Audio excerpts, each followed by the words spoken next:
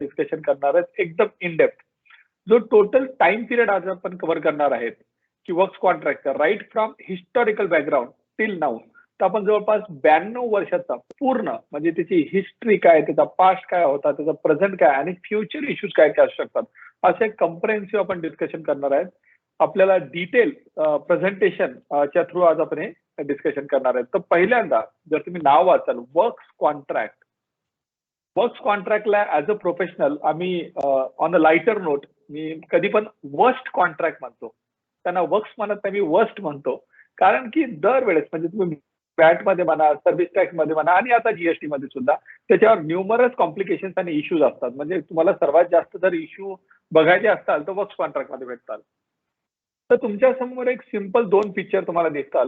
एक स्लाइडला म्हणजे एक पिक्चर तुम्हाला दिसेल जिथे सोलर पॅनलचे इन्स्टॉलेशन चालू आहे आणि एका ठिकाणी एक पर्सन कार रिपेअर करतोय, तो कार मेकॅनिक.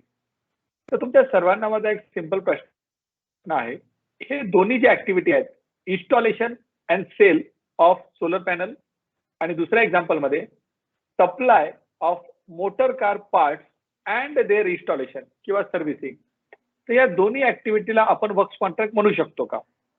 हा तुम्ही चॅट बॉक्स मध्ये तुमची उत्तरं नक्कीच देऊ शकता. तर तुम्हाला लक्षात येईल की कुठे सुद्धा जसं आता सोलर पॅनलचं एक्झाम्पल आपण घेतलं की तिथे सोलर पॅनलचा सप्लाय एक होतोय आणि इन्स्टॉलेशन ही एक सर्व्हिस आहे. तर गुड्स आहेत आणि सर्व्हिस आहेत म्हणून आपण हा प्रश्न विचारतो की वर्क्स कॉन्ट्रॅक्ट होतोय का नाही. सिमिलरली दुसऱ्या एक्झाम्पल मध्ये कारचे जे पार्ट्स आहेत त्यांचा सप्लाय होतो आणि तो पार्ट लावून देतोय कारमध्ये. त्यामुळे हा परत आपण प्रश्न विचारला की वर्क्स कॉन्ट्रॅक्ट आहेत का नाही. तर खरंच हे वर्क्स कॉन्ट्रॅक्ट आहेत का नाही हे आपण थोड्या वेळाने डिस्कस करू. पण तुमचं जे उत्तर असणार आहे की हे वर्क्स कॉन्ट्रॅक्ट आहे का नाही त्याचे इम्प्लिकेशन काय आहेत ते आधी आपण थोडे समजून घेऊ. तर मी तुम्हाला सर्वांना बॅकग्राऊंड देतो. जे सोलर पॅनल आहेत त्यांना जीएसटीचा जो टॅक्स रेट आहे तो आपण अजून करू 5% आहे. इन्स्टॉलेशन ही सर्व्हिस असल्यामुळे तुम्हाला सर्वांना कल्पना आहे की इन्स्टॉलेशनला 18% टॅक्स रेट लागतो. जे कारचे पार्ट्स असतात म्हणजे आपण जर स्वतःची आपली कार असेल त्याचे जे पार्ट्स असतात तुम्हाला सर्वांना कल्पना असेल त्याच्यावर 28% जीएसटीचा रेट लागतो आणि सर्व्हिसिंग जर आपण कारची केली तर त्याला 18% सर्व्हिसिंगचा रेट लागतो. आता जर तुम्ही या प्रश्नाचं उत्तर दोन्ही केसमध्ये जर समजा वर्क्स कॉन्ट्रॅक्ट म्हणून दिलं, वेअर ॲज जर तुम्ही उत्तर असं दिले की नाही हे वर्क्स कॉन्ट्रॅक्ट नाही आहेत तर त्याचा इम्प्लिकेशन असं होऊन जातं की दोन्ही ठिकाणी जीएसटीचे जे कॅल्क्युलेशन आहेत ते चेंज होऊन जातात. तर तुमच्या समोर एका या स्लाइडवर तुम्हाला क्लिअरली दिसेल की पॅनल आणि इन्स्टॉलेशनचा आपण अज्युम केलेला आहे की 80 करोड आणि 20 करोड म्हणजे 100 करोडचा कॉन्ट्रॅक्ट आहे असं अज्युम करा. दोन्ही केसमध्ये कार पार्ट्स मध्ये आणि याच्यामध्ये म्हणजे 100 रुपयाचं म्हणा का 100 करोड म्हणा. तर जर आपण पॅनलची जर व्हॅल्यू 80 रुपये आहे 5% जीएसटी रेट आहे तर त्याच्यावर फक्त 4 रुपये जीएसटीची अमाऊंट येईल. आणि जर आपण बघितलं इन्स्टॉलेशनवर जर आपण म्हणलं की 20% त्याची व्हॅल्यू आहे 20 रुपये व्हॅल्यू आहे त्याच्यावर 18% घेतलं तर 3 रुपये 60 पैसे म्हणजे टोटल टॅक्स अमाऊंट 7.5 रुपये म्हणजे 7 रुपये 60 पैसे येईल. पण तुम्ही हे जे supply of solar panel and their installation या पूर्ण ऍक्टिव्हिटीला एक सर्व्हिस जर म्हणाल वर्क्स कॉन्ट्रॅक्ट जर म्हणाल तर आपल्याला जीएसटीचा रेट येईल 18%. म्हणजे इफेक्टिव्हली जर एखादा टॅक्सपेअर म्हणाला की नाही मी वेगवेगळे कॉन्ट्रॅक्ट करतो तर तो 7.5 रुपये टॅक्स भरेल. आणि जर ऍज अ टॅक्स ऑथॉरिटी तुम्ही ऑडिटला गेला आणि तुम्ही म्हणाला की 18% टॅक्स रेट आहे तर स्ट्रेट अवे त्याला 10.5 रुपयाची म्हणजे मी 100 करोडचा जरा कॉन्ट्रॅक्ट घेतला तर 100 करोडवर स्ट्रेट अवे 10 करोड 40 लाख रुपयाची डिमांड येऊ शकते. म्हणजे आपले जे आन्सर्स आहेत की वर्क कॉन्ट्रॅक्ट आहे का नाही त्याचं टॅक्स इम्प्लिकेशन किती सबस्टॅन्शियल असू शकते हे तुम्हाला एक्झाम्पलला लक्षात येईल. सिमिलरली कार पार्ट्स आपल्याला सर्वांना माहिती आहे की आपण आपली कार सर्व्हिसिंगला पाठवतो. तर ज्यावेळेस आपण कार सर्व्हिसिंगला पाठवतो कारचे जे पार्ट्स असतात 80 रुपयाचे समजा पार्ट्स आहेत. सर्व्हिसिंगची किंवा ते इन्स्टॉलेशनची कॉस्ट जी आहे पार्ट जी इन्स्टॉल करते त्याची कॉस्ट आहे 20 रुपये. जर आपण त्यांना वेगवेगळ्या प्रकारे जर ट्रीटमेंट दिली म्हणजे कार पार्टला म्हणलं की पार्टवर तुम्ही 28% टॅक्स भरा आणि सर्व्हिसिंगवर 18% तर इफेक्टिव्हली दोन्हीची मिळून जी बेरीज होती ती 26 रुपये होते. पण जर एखाद्याने म्हणलं की बाबा हा वर्क्स कॉन्ट्रॅक्ट आहे बरोबर आहे हा वर्क्स कॉन्ट्रॅक्ट म्हणलं तर त्याचा टॅक्स रेट तो 100 रुपयावर सरळ 18% भरेल 18 रुपये. इफेक्टिव्हली तो 8 रुपये कमी इथे टॅक्स म्हणजे जर आपण वर्क्स कॉन्ट्रॅक्ट म्हणलं तर इफेक्टिव्हली त्याचा टॅक्स रेट कमी होतो बघा. कारण की नॉर्मली जर सेपरेट केलं तर 26 रुपये आणि असं वर्क्स कॉन्ट्रॅक्ट म्हणलं तर फक्त 18 रुपये म्हणजे 8 रुपये त्याचे वाचू शकतात. म्हणजे एका ठिकाणी तुम्ही पहिल्यांदा एक्झाम्पल मध्ये बघा जर त्याला वर्क्स कॉन्ट्रॅक्ट म्हणलं तर तुमचा टॅक्स कलेक्शन वाढतोय ऍज अ जीएसटी ऑफिसर. आणि एका ठिकाणी वर्क्स कॉन्ट्रॅक्ट म्हणलं तर त्याचा टॅक्स कलेक्शन कमी होतंय. म्हणजे वर्क्स कॉन्ट्रॅक्ट डिटर्मिनेशनचा इम्पॅक्ट जो आहे तो टॅक्स रेटमुळे आपला वेगवेगळा होऊ शकतो. म्हणजे एखाद्या टॅक्सपेअरच्या असेसमेंटमध्ये त्याची टॅक्स कलेक्शनची अमाऊंट जास्त येऊ शकते किंवा कमी होऊ शकते. Apart from this important aspect works contract समजणं का जरुरी आहे? Time of supply. आपल्या सर्वांना कल्पना आहे की गुड्सच्या कंटेक्स्टमध्ये जर ऍडव्हान्स जर कोणी पेमेंट केलं तर त्याच्यावर आपल्याला टाइम ऑफ सप्लाय नुसार जीएसटी भरावा लागतो का ऍडव्हान्सवर? तर आन्सर आपल्या सर्वांना माहित आहे की नाही. पण जर सर्व्हिस कॉन्ट्रॅक्ट असेल आणि सर्व्हिस कॉन्ट्रॅक्टमध्ये जर आपण एखादा ऍडव्हान्स दिलेला असेल तर त्यावर आपण टॅक्स भरतो. तर works contract is a service. म्हणजे तुम्ही जे ट्रान्झॅक्शन आहे त्याला वर्क्स कॉन्ट्रॅक्ट म्हणताय का सप्लाय ऑफ गुड्स म्हणताय, त्या बेसिसवर टाइम ऑफ सप्लाय सुद्धा चेंज होतो, प्लेस ऑफ सप्लाय सुद्धा चेंज होतो. इनपुट टॅक्स क्रेडिट त्याचे सुद्धा वेगळे इम्प्लिकेशन आहेत. आपल्या सर्वांना कल्पना असेल सेक्शन 17(5)(c) अँड 17(5)(d) या दोन ठिकाणी इनपुट टॅक्स क्रेडिटला रेस्ट्रिक्शन केलेलं आहे. आणि पर्टिक्युलरली सी क्लॉज जर बघितला आपण तो वर्क्स कॉन्ट्रॅक्ट रिलेटेड तो क्लॉज आहे. तो सेक्शन 17(5)(c) मध्ये वर्क्स कॉन्ट्रॅक्टचं इनपुट टॅक्स क्रेडिटचं रेस्ट्रिक्शन आहे. त्याच्यानंतर इव्हन तुमचे वॅट रेजिम मध्ये आपल्याला माहित असेल वर्क्स कॉन्ट्रॅक्ट जर झाला तर टीडीएस लागत होता. त्याच्यामध्ये सर्व्हिस टॅक्स मध्ये रिव्हर्स चार्ज मेकॅनिझम लागत होता. तर अशा प्रकारची बऱ्यापैकी इम्पॉर्टंट किंवा क्रिटिकल इम्प्लिकेशन येतात जर तुम्ही एखाद्या कॉन्ट्रॅक्टला वर्क्स कॉन्ट्रॅक्ट म्हणालात किंवा त्याला वर्क्स कॉन्ट्रॅक्ट नाही म्हणालात तर.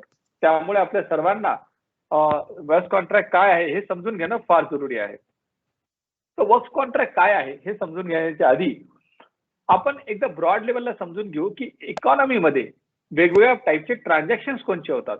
कारण की आपल्याला सर्वांना कल्पना असेल की राईट नाव युनियन बजेट म्हणजे सेंट्रल गव्हर्नमेंट आता बजेट प्रेझेंट करणार आहे 1 फेब्रुवारीला. तर सगळ्या कंट्रीमध्ये इकॉनॉमी बजेट या विषयावर भरपूर चर्चा चालू आहे. आणि त्यामध्ये तुम्ही एक वर्ड ऐकलेला असेल जीडीपी, ग्रॉस डोमेस्टिक प्रोडक्ट. बरोबर आहे. तर ग्रॉस डोमेस्टिक प्रोडक्ट मध्ये काय येतं टिपिकली? तर ट्रान्झॅक्शन इन गुड्स येतात, ट्रान्झॅक्शन इन सर्व्हिसेस येतात, ट्रान्झॅक्शन इन बोथ म्हणजे ज्याला टिपिकली वर्क्स कॉन्ट्रॅक्ट म्हणतो, इमोबल प्रॉपर्टी ट्रान्झॅक्शन आणि अदर्स. म्हणजे इकॉनॉमीमध्ये आपल्या या 5 टाईपचे जनरली ट्रान्झॅक्शन होतात. गुड्स मधले, सर्व्हिस मधले, बोथ मधले, इमोबल प्रॉपर्टी मधले आणि अदर्स मध्ये. अदर्स मध्ये काय काय येणार? तुमचं ग्रांट येणार, डोनेशन येणार, सॅलरी येणार. बरोबर आहे, ज्यावर कोणताही डायरेक्ट टॅक्स लागत नाही. आणि जे बाकीचे 4 ट्रान्झॅक्शन आहेत गुड्स, सर्व्हिसेस, बोथ आणि इमोबल प्रॉपर्टी, यावर जीएसटीची इम्प्लिकेशन कशा आहेत ते आता आपण समजून घेऊ. गुड्स जर सप्लाय केला असेल तर सर्वांना कल्पना आहे की गुड्सवर जो काय रेट लागत असेल त्यानुसार तुम्हाला जीएसटी भरावा लागतो. सर्व्हिस जर म्हणाल तर सर्व्हिसचे जे नोटिफिकेशन आहे 11/2017 त्यानुसार तुम्हाला जीएसटी भरावा लागतो. बोथ जर असेल तर बोथ साठी सर्वांना कल्पना असेल there is no separate notification for both. म्हणजे ट्रान्झॅक्शन एक तर गुड्स मध्ये पाहिजे किंवा सर्व्हिस. कारण की जे बोथ ट्रान्झॅक्शन आहेत त्याला आपण कंपोजिट सप्लाय म्हणतो. आणि हे कंपोजिट सप्लाय जीएसटी लॉ मध्ये म्हणलेलं आहे त्याला तुम्हाला एकच कोणता तरी सप्लाय म्हणायला लागेल, या तर गुड्सचा सप्लाय किंवा सर्व्हिसचा सप्लाय. आणि त्यानुसार तुम्हाला 1/2017 जे गुड्सचं नोटिफिकेशन आहे रेट संदर्भामध्ये किंवा 11/2017 जे सर्व्हिसच्या रिलेव्हंट नोटिफिकेशन आहे ते आपल्याला बघावं लागेल रेट डिटर्मिनेशनसाठी. म्हणजे बोथ साठी काही सेपरेट नोटिफिकेशन नाही आहे जीएसटी मध्ये. त्यानंतर ट्रान्झॅक्शन येतात इमोबल प्रॉपर्टीचे. इमोबल प्रॉपर्टीमध्ये आपल्याला सर्वांना कल्पना असेल की 2 बास्केटमध्ये आपण इमोबल प्रॉपर्टीला टाकतो. एक बास्केट असते जिथं प्रॉपर्टी, इमोबल प्रॉपर्टी कम्प्लिटेड आहे, कम्प्लिटली कम्प्लिशन सर्टिफिकेट भेटलेला आहे. जिथे कम्प्लिशन सर्टिफिकेट भेटलेलं आहे तिथे फक्त आणि फक्त स्टॅम्प ड्युटी लागते. पण जर कोणी अंडर कन्स्ट्रक्शन प्रॉपर्टी विकत असेल, बिफोर कम्प्लिशन सर्टिफिकेट जर तो प्रॉपर्टी विकत असेल तर आपल्या सर्वांना कल्पना आहे की त्यावर जीएसटी लागतो. आणि आधी वॅट 1% भरायची आणि सर्व्हिस टॅक्स सुद्धा होता. आणि right now GST is applicable. ज्यावेळेस आपण म्हणतो की बाबा बोथचे जे ट्रान्झॅक्शन असतात हे वर्क्स कॉन्ट्रॅक्ट त्या बोथ मध्ये बसू शकतो. पण वर्क्स कॉन्ट्रॅक्ट हा वर्ड कसा आहे? वर्क्स कॉन्ट्रॅक्ट म्हणजे जर आपल्याला समजून घ्यायचा असेल तर आपल्याला वर्क्स कॉन्ट्रॅक्टचा अर्थ समजून घ्यायला लागेल. या वर्डचा 2 वर्ड्स आहेत. कारण की गुड्स मध्ये एकच वर्ड आहे, सर्व्हिस मध्ये एकच वर्ड आहे. वर्क्स कॉन्ट्रॅक्ट मध्ये 2 वर्ड्स येतात बघा, वर्क्स आणि कॉन्ट्रॅक्ट. तो वर्क्स हा वर्ड आला कुठून? वर्क्स मिळेल बघा. अच्छा, मला वाटते आवाज कोणाचा अनम्यूट झालेला आहे बहुतेक. काइंडली म्यूट करा. Works contract. हॅलो, मला वाटते कोणाचा तरी आवाज येतोय का? प्लीज म्यूट करा. काय सर केले तर केले वर्क्स कॉन्ट्रॅक्ट मध्ये दोन वर्ड्स येतात बघा, वर्क्स आणि कॉन्ट्रॅक्ट. तर वर्क्स हा वर्ड आला कुठून, ओरिजिनेट कुठून झाला? तर वर्क हा कन्सेप्ट आपल्याला सगळ्या माहिती आहे, वर्क बरोबर आहे. आपण म्हणतो ना की आजकाल वर्क लाईफ बॅलन्स जे आहे, वर्क आणि लाईफ, तर आपण वर्क म्हणतो, वर्क म्हणजे काम. आणि वर्क्स मध्ये जर तुम्ही म्हणाला तर बऱ्यापैकी जर तुम्ही भरपूर जर गोष्टी करणार असाल, भरपूर सारे कामं करणार असाल, तर तिथं वर्क म्हणजे प्लुरल त्यांनी वर्ड वापरलेला आहे. टिपिकली तुम्ही जर बघाल 1900 शतकामध्ये जनरली वर्क्स हा जो वर्ड आहे, हा बिल्डिंगच्या कामामध्ये, एखादं स्ट्रक्चर तुम्ही बांधताय त्यामध्ये वापरला जायचा, कारण की भरपूर सारं काम राहायचं. अनलाईक राईट नाव, जसं आजकाल क्रेन, मोठ्या मोठ्या मशिनरी वगैरे असतात, तसं त्या काळी काही नव्हतं. सगळं काही हाताने म्हणजे वर्कर आणि त्या सगळ्यांना करावं लागायचं, म्हणून त्याला वर्कला त्यांनी वर्क प्लुरल वर्ड यूज केला, वर्क. आणि जनरली सेल ऑफ गुड्स मध्ये काय होतं की तुम्ही दुकानात जाता आणि माल विकत घेता. तुम्ही ते 100 रुपयाचे काहीतरी बिस्किट घेतले, 100 रुपये दिले आणि तुम्ही घरी आला, तिथे काही कॉन्ट्रॅक्ट साईन होत नाही. पण वर्क्स मध्ये काय होतं की कारण की हा बिल्डिंग रिलेटेड काम आहे, तुमचे किती 2 मजली बिल्डिंग आहे, 3 मजली बिल्डिंग आहे, त्याला दरवाजे किती, त्याला विंडो किती, त्याचा प्लॅटफॉर्म किंवा त्याचं फाउंडेशन कसं पाहिजे, बरोबर आहे, ह्या सगळ्या गोष्टी क्लिअरली मेन्शन पाहिजे. म्हणजे ते लाकडाचं बांधकाम आहे, ते भिंती म्हणजे सिमेंट ब्रिक्सचं आहे, मातीचं बांधकाम आहे, कशाचं बांधकाम आहे, ह्या सगळ्या गोष्टी स्पेसिफाईड पाहिजे. म्हणून जनरली वर्क्सच्या रिलेटेड ज्याही वेळेस काम असायचं आणि हे कामं वर्षानुवर्षे चालायचे, 3 महिने, 6 महिने, वर्ष, 2-3 वर्ष चालायचे.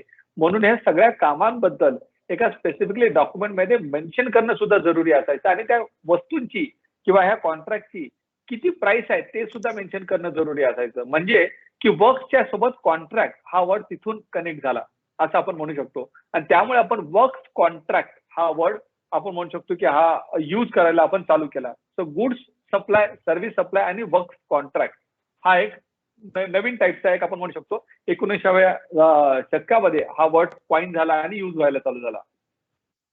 जसं आपण म्हणालो की वर्क्स कॉन्ट्रॅक्ट दोन टाईपचे असतात.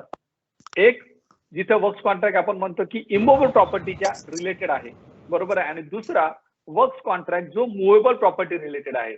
म्हणजे जसं मी तुम्हाला कारचं एक्झाम्पल दिलं, तिथे सुद्धा गुड्स सप्लाय होतात, तिथे सुद्धा सर्व्हिस सप्लाय होते, दोन्ही गोष्टी सप्लाय होतात, बरोबर आहे. मग तो जो ट्रान्झॅक्शन आहे तो वर्क्स कॉन्ट्रॅक्ट आहे का? आणि जे ट्रान्झॅक्शन मी आता एक्झाम्पल तुम्हाला दिलं की बिल्डिंग बांधण्याचं, ते इमूव्हेबल प्रॉपर्टीचं ट्रान्झॅक्शन आहे. मग तो ट्रान्झॅक्शन जो आहे तो वर्क्स कॉन्ट्रॅक्ट आहे का? जर आपण जनरली 19व्या दशकात जर गेलो, आपण शतकात जर गेलो, तर तुम्हाला लक्षात येईल की 1900 मध्ये ज्यावेळेस सेल टॅक्स किंवा हे जे टर्म्स यूज होत होते किंवा एकूण टॅक्स ज्यावेळेस लागायला चालू झाला होता, सेल टॅक्स वगैरे, तर त्यावेळेस टिपिकली वर्क्स कॉन्ट्रॅक्ट हा वर्ड जनरली इमूव्हेबल प्रॉपर्टीच्या संदर्भामध्येच वापरला जायचा. मुव्हेबल प्रॉपर्टीच्या संदर्भामध्ये हा वर्ड वापरला जायचा नाही. पण eventually over a period of time even movable property सुद्धा त्या कॉन्ट्रॅक्ट मध्ये आलं. आता ज्यावेळेस असं आपण म्हणतो की वर्क्स कॉन्ट्रॅक्ट मध्ये गुड्स, सर्व्हिसेस आणि बोथ म्हणजे गुड्स आणि सर्व्हिसेस दोन्ही मिळून एकत्र येतात. पण तुमच्या सर्वांना सरप्राइझिंग वाटेल की वर्क्स कॉन्ट्रॅक्ट हा जो कॉन्ट्रॅक्ट आहे याच्यावर जवळपास 45 वर्ष कोणता सुद्धा टॅक्स नव्हता. आणि जर आपण सर्व्हिस टॅक्स जर बघितला तर सर्व्हिस सेक्टरमध्ये जवळपास 69 वर्ष वर्क्स कॉन्ट्रॅक्टवर कोणताही टॅक्स नव्हता. म्हणजे इफेक्टिव्हली काय की गुड्स कॉन्ट्रॅक्ट केला तर तुम्हाला सेल टॅक्स भरावा लागायचा, सर्व्हिस कॉन्ट्रॅक्ट केला तर तुम्हाला सर्व्हिस टॅक्स भरावा लागायचा. पण जर तुम्ही वर्क्स कॉन्ट्रॅक्ट केलं तर आपल्याला म्हणू शकता की 45 वर्ष सुरुवातीला गुड्स पोर्शनवर काही सुद्धा टॅक्स नव्हता. म्हणजे 1938 पासून 1983 पर्यंत 1 रुपयाचा सुद्धा टॅक्स तुम्हाला पेएबल नव्हता जर तुमचा वर्क्स कॉन्ट्रॅक्ट असेल तर. म्हणजे वर्क्स कॉन्ट्रॅक्टवर त्यावेळेस काही टॅक्स नव्हता. आणि सर्व्हिस पोर्शनवर तर 69 वर्ष, कारण की 2007 ला पहिल्यांदा सर्व्हिस पोर्शनवर वर्क्स कॉन्ट्रॅक्ट मधल्या सर्व्हिस पोर्शनवर पहिल्यांदा सर्व्हिस टॅक्स आला. म्हणजे किती सरप्राइझिंग. आज आपल्याला माहिती आहे की जीएसटी मध्ये सगळ्याच ट्रान्झॅक्शनवर, गुड्स असू द्या, सर्व्हिस असू द्या, बोथ सगळ्या ट्रान्झॅक्शनवर टॅक्स लागतो. पण सरप्राइझिंगली बघा, ज्यावेळेस सेल टॅक्स डेव्हलप होत होता जवळपास 45-50 वर्ष सुरुवातीला वॅट सुद्धा अप्लिकेबल नव्हता जर तुमचं ट्रान्झॅक्शन वर्क्स कॉन्ट्रॅक्ट म्हणून क्वालिफाय झालं तर. तर तुम्ही म्हणाल की बाबा असं काय होतं सुरुवातीला की वर्क्स कॉन्ट्रॅक्टवर टॅक्स नव्हता, काय रिझन होतं? तर ते समजण्यासाठी आपल्याला 1935 पासून सुरुवात करावी लागेल. 1935 ला आपल्या सर्वांना कल्पना असेल, आणि मी तर म्हणेल 1930 ला सुद्धा आपण जाऊ शकतो, कारण की 1930 ला सेल ऑफ गुड्स ऍक्ट इंडियामध्ये आला. आणि हे जे पण ऍक्ट होते सेल ऑफ गुड्स ऍक्ट वगैरे, कारण की त्यावेळेस इंडियामध्ये पार्लिमेंटच नव्हती, तर युकेच्या पार्लिमेंटमध्ये ऍक्ट पास व्हायचे. तसंच 1935 ला आपल्या सर्वांना कल्पना असेल, जे आपलं कॉन्स्टिट्यूशन ऑफ इंडिया आहे, ते ज्या बेसिसवर आपण तयार केलेलं आहे कॉन्स्टिट्यूशन ऑफ इंडिया, ज्याचा 2/3 म्हणजे 2/3 भाग ज्या ऍक्ट मधून आपण घेतलेला आहे, तो गव्हर्नमेंट ऑफ इंडिया ऍक्ट हा 1935 ला आपण म्हणू शकतो इंट्रोड्यूस केला गेला. त्यानंतर इंडियामध्ये जवळपास सर्वात पहिल्यांदा जो सेल टॅक्स लावला गेला तो 1938 मध्ये लावला गेला, व्हेरी फर्स्ट टाइम. त्यानंतर 1940 पर्यंत बऱ्यापैकी स्टेट्सने इन्क्लुडिंग म्हणजे त्यावेळेस प्रोव्हियन्सेस होते, बरोबर आहे. तर जे प्रोव्हियन्सेस होते, मद्रास प्रोव्हियन्सनं 1940 ला जनरल सेल्स टॅक्स इंट्रोड्यूस केला. जनरल सेल्स टॅक्सला जर तुम्ही ॲब्रिव्हिएशन जर केलं तर जीएसटी येईल त्याचं सुद्धा, म्हणजे 1940 ला सुद्धा तुम्ही जीएसटी ऍप्लिकेबल होता. त्याच्यानंतर 26 जानेवारी 1950 ला आपल्या सर्वांना कल्पना असेल की आपण कॉन्स्टिट्यूशन इफेक्टिव्ह केलं आणि कॉन्स्टिट्यूशन मध्ये वेगवेगळ्या प्रकारच्या लिस्ट बनल्या, लिस्ट 1, लिस्ट 2 आणि लिस्ट 3. आपल्या सर्वांना माहित असेल ह्या लिस्ट ज्या होत्या ह्या शेड्यूल 7 मध्ये होत्या. आणि ह्या लिस्ट जवळपास जर तुम्ही बघाल गव्हर्नमेंट ऑफ इंडिया ऍक्ट जो 1935 चा होता त्यामधल्याच लिस्टला इकडे शिफ्ट केलं होतं कॉन्स्टिट्यूशन ऑफ इंडियामध्ये. Even government of India act मध्ये सुद्धा 7th शेड्यूलच होता, ज्याच्यामध्ये प्रोव्हियन्स लिस्ट म्हणजे स्टेट लिस्ट, सेंट्रल लिस्ट आणि कंकरंट लिस्ट होती, बरोबर आहे. तर त्याच लिस्ट आपण 7th शेड्यूल मधल्या 1950च्या कॉन्स्टिट्यूशन ऑफ इंडियामध्ये आपण इंट्रोड्यूस केल्या. 1950 पासून एक फाईट किंवा डिबेट चालू झाली की वर्क्स कॉन्ट्रॅक्ट यावर टॅक्स लागेल का नाही, आणि ती 1983 पर्यंत चालली. तुम्हाला कल्पना असेल, तुम्ही गॅनन डंकर्लेचं जजमेंट वाचलेलं असणार आहे आणि आज आपण या गॅनन डंकर्लेच्या जजमेंटवर डिटेल डिस्कशन करू. त्यानंतर 1993 नंतर 11 वर्षांनी 1 जुलै 1994 ला सर्व्हिस टॅक्स लॉ इंडियामध्ये आला. 2007 ला पहिल्यांदा सर्व्हिस टॅक्स लॉ मध्ये वर्क्स कॉन्ट्रॅक्ट ऍक्टिव्हिटी किंवा वर्क्स कॉन्ट्रॅक्टला टॅक्स केलं गेलं. 1 जुलै 2012 ला निगेटिव्ह लिस्ट रेजिम आली आणि 1 जुलै 2017 ला आपल्याला सर्वांना कल्पना आहे की जीएसटी आला आणि right now the period continues. तर अशा प्रकारे भरपूर सारी पार्श्वभूमी वर्क्स कॉन्ट्रॅक्टला आहे आणि ती कशी आहे ते आता आपण डिस्कस करू. सुरुवातीला ज्यावेळेस सेल ऑफ गुड्स ऍक्ट हा इंट्रोड्यूस केला गेला 1930 मध्ये इंडियामध्ये, आणि 1930 मध्ये इंट्रोड्यूस करण्याच्या आधी सेल ऑफ गुड्स ऍक्ट 1883 हा युके मध्ये पास झाला होता. आणि तुम्हाला तर कल्पना आहे की युके आपल्याला रूल करत होतं, तर त्यांनी तोच सेल ऑफ गुड्स ऍक्ट इंडियामध्ये सुद्धा इंट्रोड्यूस केला.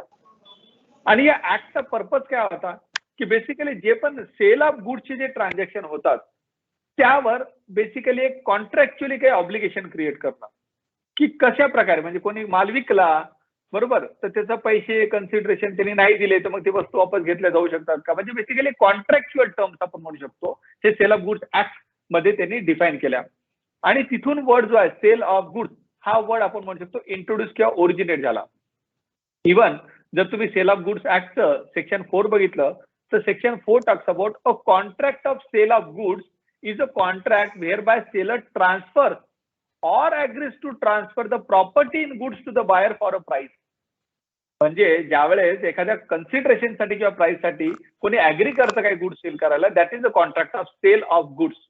हे 1930च्या सेल ऑफ गुड्स ऍक्ट मध्ये लिहिलं गेलं. आता 1935 ला ज्यावेळेस आपण इंडियामध्ये government of India act introduce केला, जसं आपण म्हणालो की शेड्यूल 7 होतं, त्याच्यामध्ये प्रोव्हिन्शियल लिस्ट होती एंट्री नंबर 48, जे म्हणजे तुम्ही गव्हर्नमेंट ऑफ इंडिया ऍक्टला ऍज गुड ॲज कॉन्स्टिट्यूशन म्हणू शकता. म्हणजे कॉन्स्टिट्यूशन ऑफ इंडिया इंट्रोड्यूस होण्याचा आधीचं कॉन्स्टिट्यूशन असं आपण ब्रॉडली म्हणू शकतो. कारण की गव्हर्नमेंट ऑफ इंडिया ऍक्ट एक फ्रेमवर्क होतं, ज्याच्या फ्रेमवर्कच्या स्ट्रक्चरमध्ये गव्हर्नमेंट किंवा इंडिया यांनी फंक्शन केलं पाहिजे. तर त्यामधली जी एंट्री 48 होती तिथं लिहिलेलं होतं taxes on sale of goods and on advertisement, बरोबर आहे. म्हणजे 1935 ला पहिल्यांदा पॉवर दिली गेली स्टेट गव्हर्नमेंटला की बाबा तुम्ही जर एखादं सेल ऑफ गुड्स ट्रान्झॅक्शन झालं तर त्यावर as a state government as a province तुम्ही टॅक्स लावू शकता. हे 1935 ला गव्हर्नमेंट ऑफ इंडिया ऍक्ट मध्ये लिहिलेलं होतं स्पेसिफिकली, आणि तिथून सेल ऑफ गुड्स हा वर्ड ओरिजिनेट झाला आपल्या म्हणजे कॉन्स्टिट्यूशनच्या आधी. 1935 ला या एंट्रीच्या बेसिसवर त्याच्यानंतर सबसिक्वेंटली पहिल्यांदा सेंट्रल इंडिया, कारण की त्यावेळेस सेंट्रल इंडिया, मद्रास प्रोव्हियन्स असे वेगवेगळे प्रोव्हियन्सेस होते, तर सेंट्रल इंडियामध्ये 1938 ला पहिल्यांदा मोटर स्पिरिट आणि लुब्रिकंट म्हणजे पेट्रोलियम प्रोडक्ट काही वेळेस स्टेट गव्हर्नमेंटचे फेवरेट होते असं तुम्ही म्हणू शकता, तर पेट्रोलियम प्रोडक्टवर त्यांनी टॅक्स आणला. 1939 ला मद्रासनं पहिल्यांदा जनरल सेल्स टॅक्स आणला. म्हणजे ते म्हणाले मोटर स्पिरिट आणि लुब्रिकंटवर नाही तर बऱ्यापैकी बाकीच्या वस्तूंवर सुद्धा आम्ही टॅक्स लावू इच्छितो. आणि टॅक्सचा रेट होता फक्त 0.5%, म्हणजे 0.5% टॅक्स होता फक्त. तो general tax, general sales tax. 1940 मध्ये जवळपास नंतर मोस्ट ऑफ द स्टेटनी हा जो जनरल सेल्स टॅक्स आहे तो इंट्रोड्यूस केला, म्हणजे एका फॉर्म मध्ये किंवा दुसऱ्या फॉर्म मध्ये.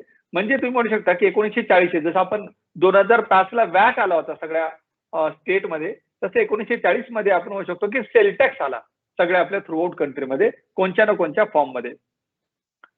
आता झालं काय की जो गव्हर्नमेंट ऑफ इंडिया ऍक्ट होता त्या बेसिसवर आपण कॉन्स्टिट्यूशन बनवलं. जसं आपण म्हणालो की जवळपास 2/3 पार्ट कॉन्स्टिट्यूशनचा आपण गव्हर्नमेंट ऑफ इंडिया ऍक्ट मधून आपण घेतला होता, इन्क्लुडिंग इमर्जन्सीचे प्रोव्हिजन्स वगैरे. जर तुम्ही त्यामध्ये जर फंडामेंटली बघितलं, जे गव्हर्नमेंट ऑफ इंडिया ऍक्टची जी लँग्वेज होती त्याच प्रकारची लँग्वेज आपण कॉन्स्टिट्यूशन ऑफ इंडिया मध्ये सुद्धा आणली. तिथे सुद्धा शेड्यूल 7 होतं, लिस्ट 2 होती. लिस्ट 2 म्हणजे स्टेट लिस्ट. त्या स्टेट लिस्ट मध्ये एंट्री नंबर 54 जर तुम्ही बघाल तिथे लँग्वेज होती taxes on sale or purchase of goods. जर तुम्ही गव्हर्नमेंट ऑफ इंडिया ऍक्ट बघितलं तर तिथं फक्त लिहिलं तो सेल ऑफ गुड्स. इथं पहिल्यांदा तिथं वर्ड लिहिलं गेलं sale or purchase of goods. आणि तिथून तुम्हाला कल्पना असेल बऱ्यापैकी स्टेट गव्हर्नमेंटनं परचेस टॅक्स सुद्धा इंट्रोड्यूस केला होता. का? कारण की कॉन्स्टिट्यूशनने परमिट केलं की सेलवरच नाही तर तुम्ही परचेसवर सुद्धा टॅक्स लावू शकता. पण लँग्वेज काय होती? Sale or purchase of goods only. म्हणजे गुड्सच्या संदर्भामध्येच पॉवर दिली होती कॉन्स्टिट्यूशन मध्ये. जर तुम्हाला टॅक्स लावायचा तर फक्त आणि फक्त तुम्ही गुड्सवर as a state government tax लावू शकता. तुम्ही ऍज अ स्टेट गव्हर्नमेंट सर्व्हिसवर लावू शकत नाही. आणि वर्क्स कॉन्ट्रॅक्ट हा वर्ड तो कॉन्स्टिट्यूशन मध्ये 1950 ज्यावेळेस कॉन्स्टिट्यूशन इंट्रोड्यूस झालं टिल 1983 म्हणजे 46 जी अमेंडमेंट झाली तोपर्यंत वर्क्स कॉन्ट्रॅक्ट हा वर्डच ऍड नव्हता कॉन्स्टिट्यूशन मध्ये. आणि कॉन्स्टिट्यूशननं फक्त काय पॉवर दिली होती स्टेटला? सेल ऑफ गुड्सवर टॅक्स लावण्याची. तर हे सगळं बॅकग्राऊंड होतं. आणि या बॅकग्राऊंडच्या धर्तीवर एक मॅटर, एक केस मद्रास हायकोर्टच्या पुढे गेली. आणि मद्रास हायकोर्ट जे खूप रेस्पेक्टेड हायकोर्ट त्यावेळेस होतं, आज सुद्धा तुम्ही बघाल तर मद्रास हायकोर्टचे जजमेंट फार रिस्पेक्टफुली बघितले जातात, कारण की मद्रास हायकोर्ट फार डिटेलमध्ये अनालिसिस करतं, सिमिलर टू बॉम्बे हायकोर्ट.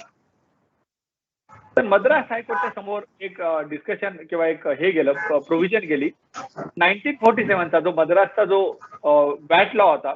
त्यांनी जो सेलचा जो टर्म होता डेफिनेशन ऑफ सेल त्यामध्ये त्यांनी includes also a transfer of property in goods involved in the execution of a works contract हा वर्ड टाकला त्यांनी. म्हणजे त्यांनी इन्क्लुझिव्ह डेफिनेशन केलं. त्यांनी काय म्हटले की सेल ऑफ गुड्स जो आहे तर सेल ऑफ गुड्स त्याच्यात इन्क्लूड आहे, त्याच्यासोबत म्हणजे नॉर्मल सेल इन्क्लूड आहे, त्याच्यासोबत even when there is a transfer of property in goods, when there is a execution of a works contract, even there works contract मधल्या गुड्स पोर्शनवर आम्हाला sale tax लावायचा. म्हणून त्यांनी सेक्शन 2 सबक्लॉज H हे त्यांचं डेफिनेशन अमेंड केलं. आता ही जी अमेंडमेंट त्यांनी प्रपोज केली याच अमेंडमेंटला चॅलेंज केलं गेलं होतं. कारण की जे कॉन्स्टिट्यूशन मध्ये जी लँग्वेज होती ती होती फक्त सेल ऑफ गुड्स. म्हणजे वर्क्स कॉन्ट्रॅक्ट हे एक वेगळ्या प्रकारचे कॉन्ट्रॅक्ट असतात. मग या वर्क्स कॉन्ट्रॅक्ट तर तुम्ही सेल ऑफ गुड्स मध्ये कव्हर करू शकता का? कारण की कॉन्स्टिट्यूशनला फक्त पॉवर दिलेली आहे सेल ऑफ गुड्सची, वर्क्स कॉन्ट्रॅक्टची टॅक्स करण्याची पॉवर दिलेली नाहीये.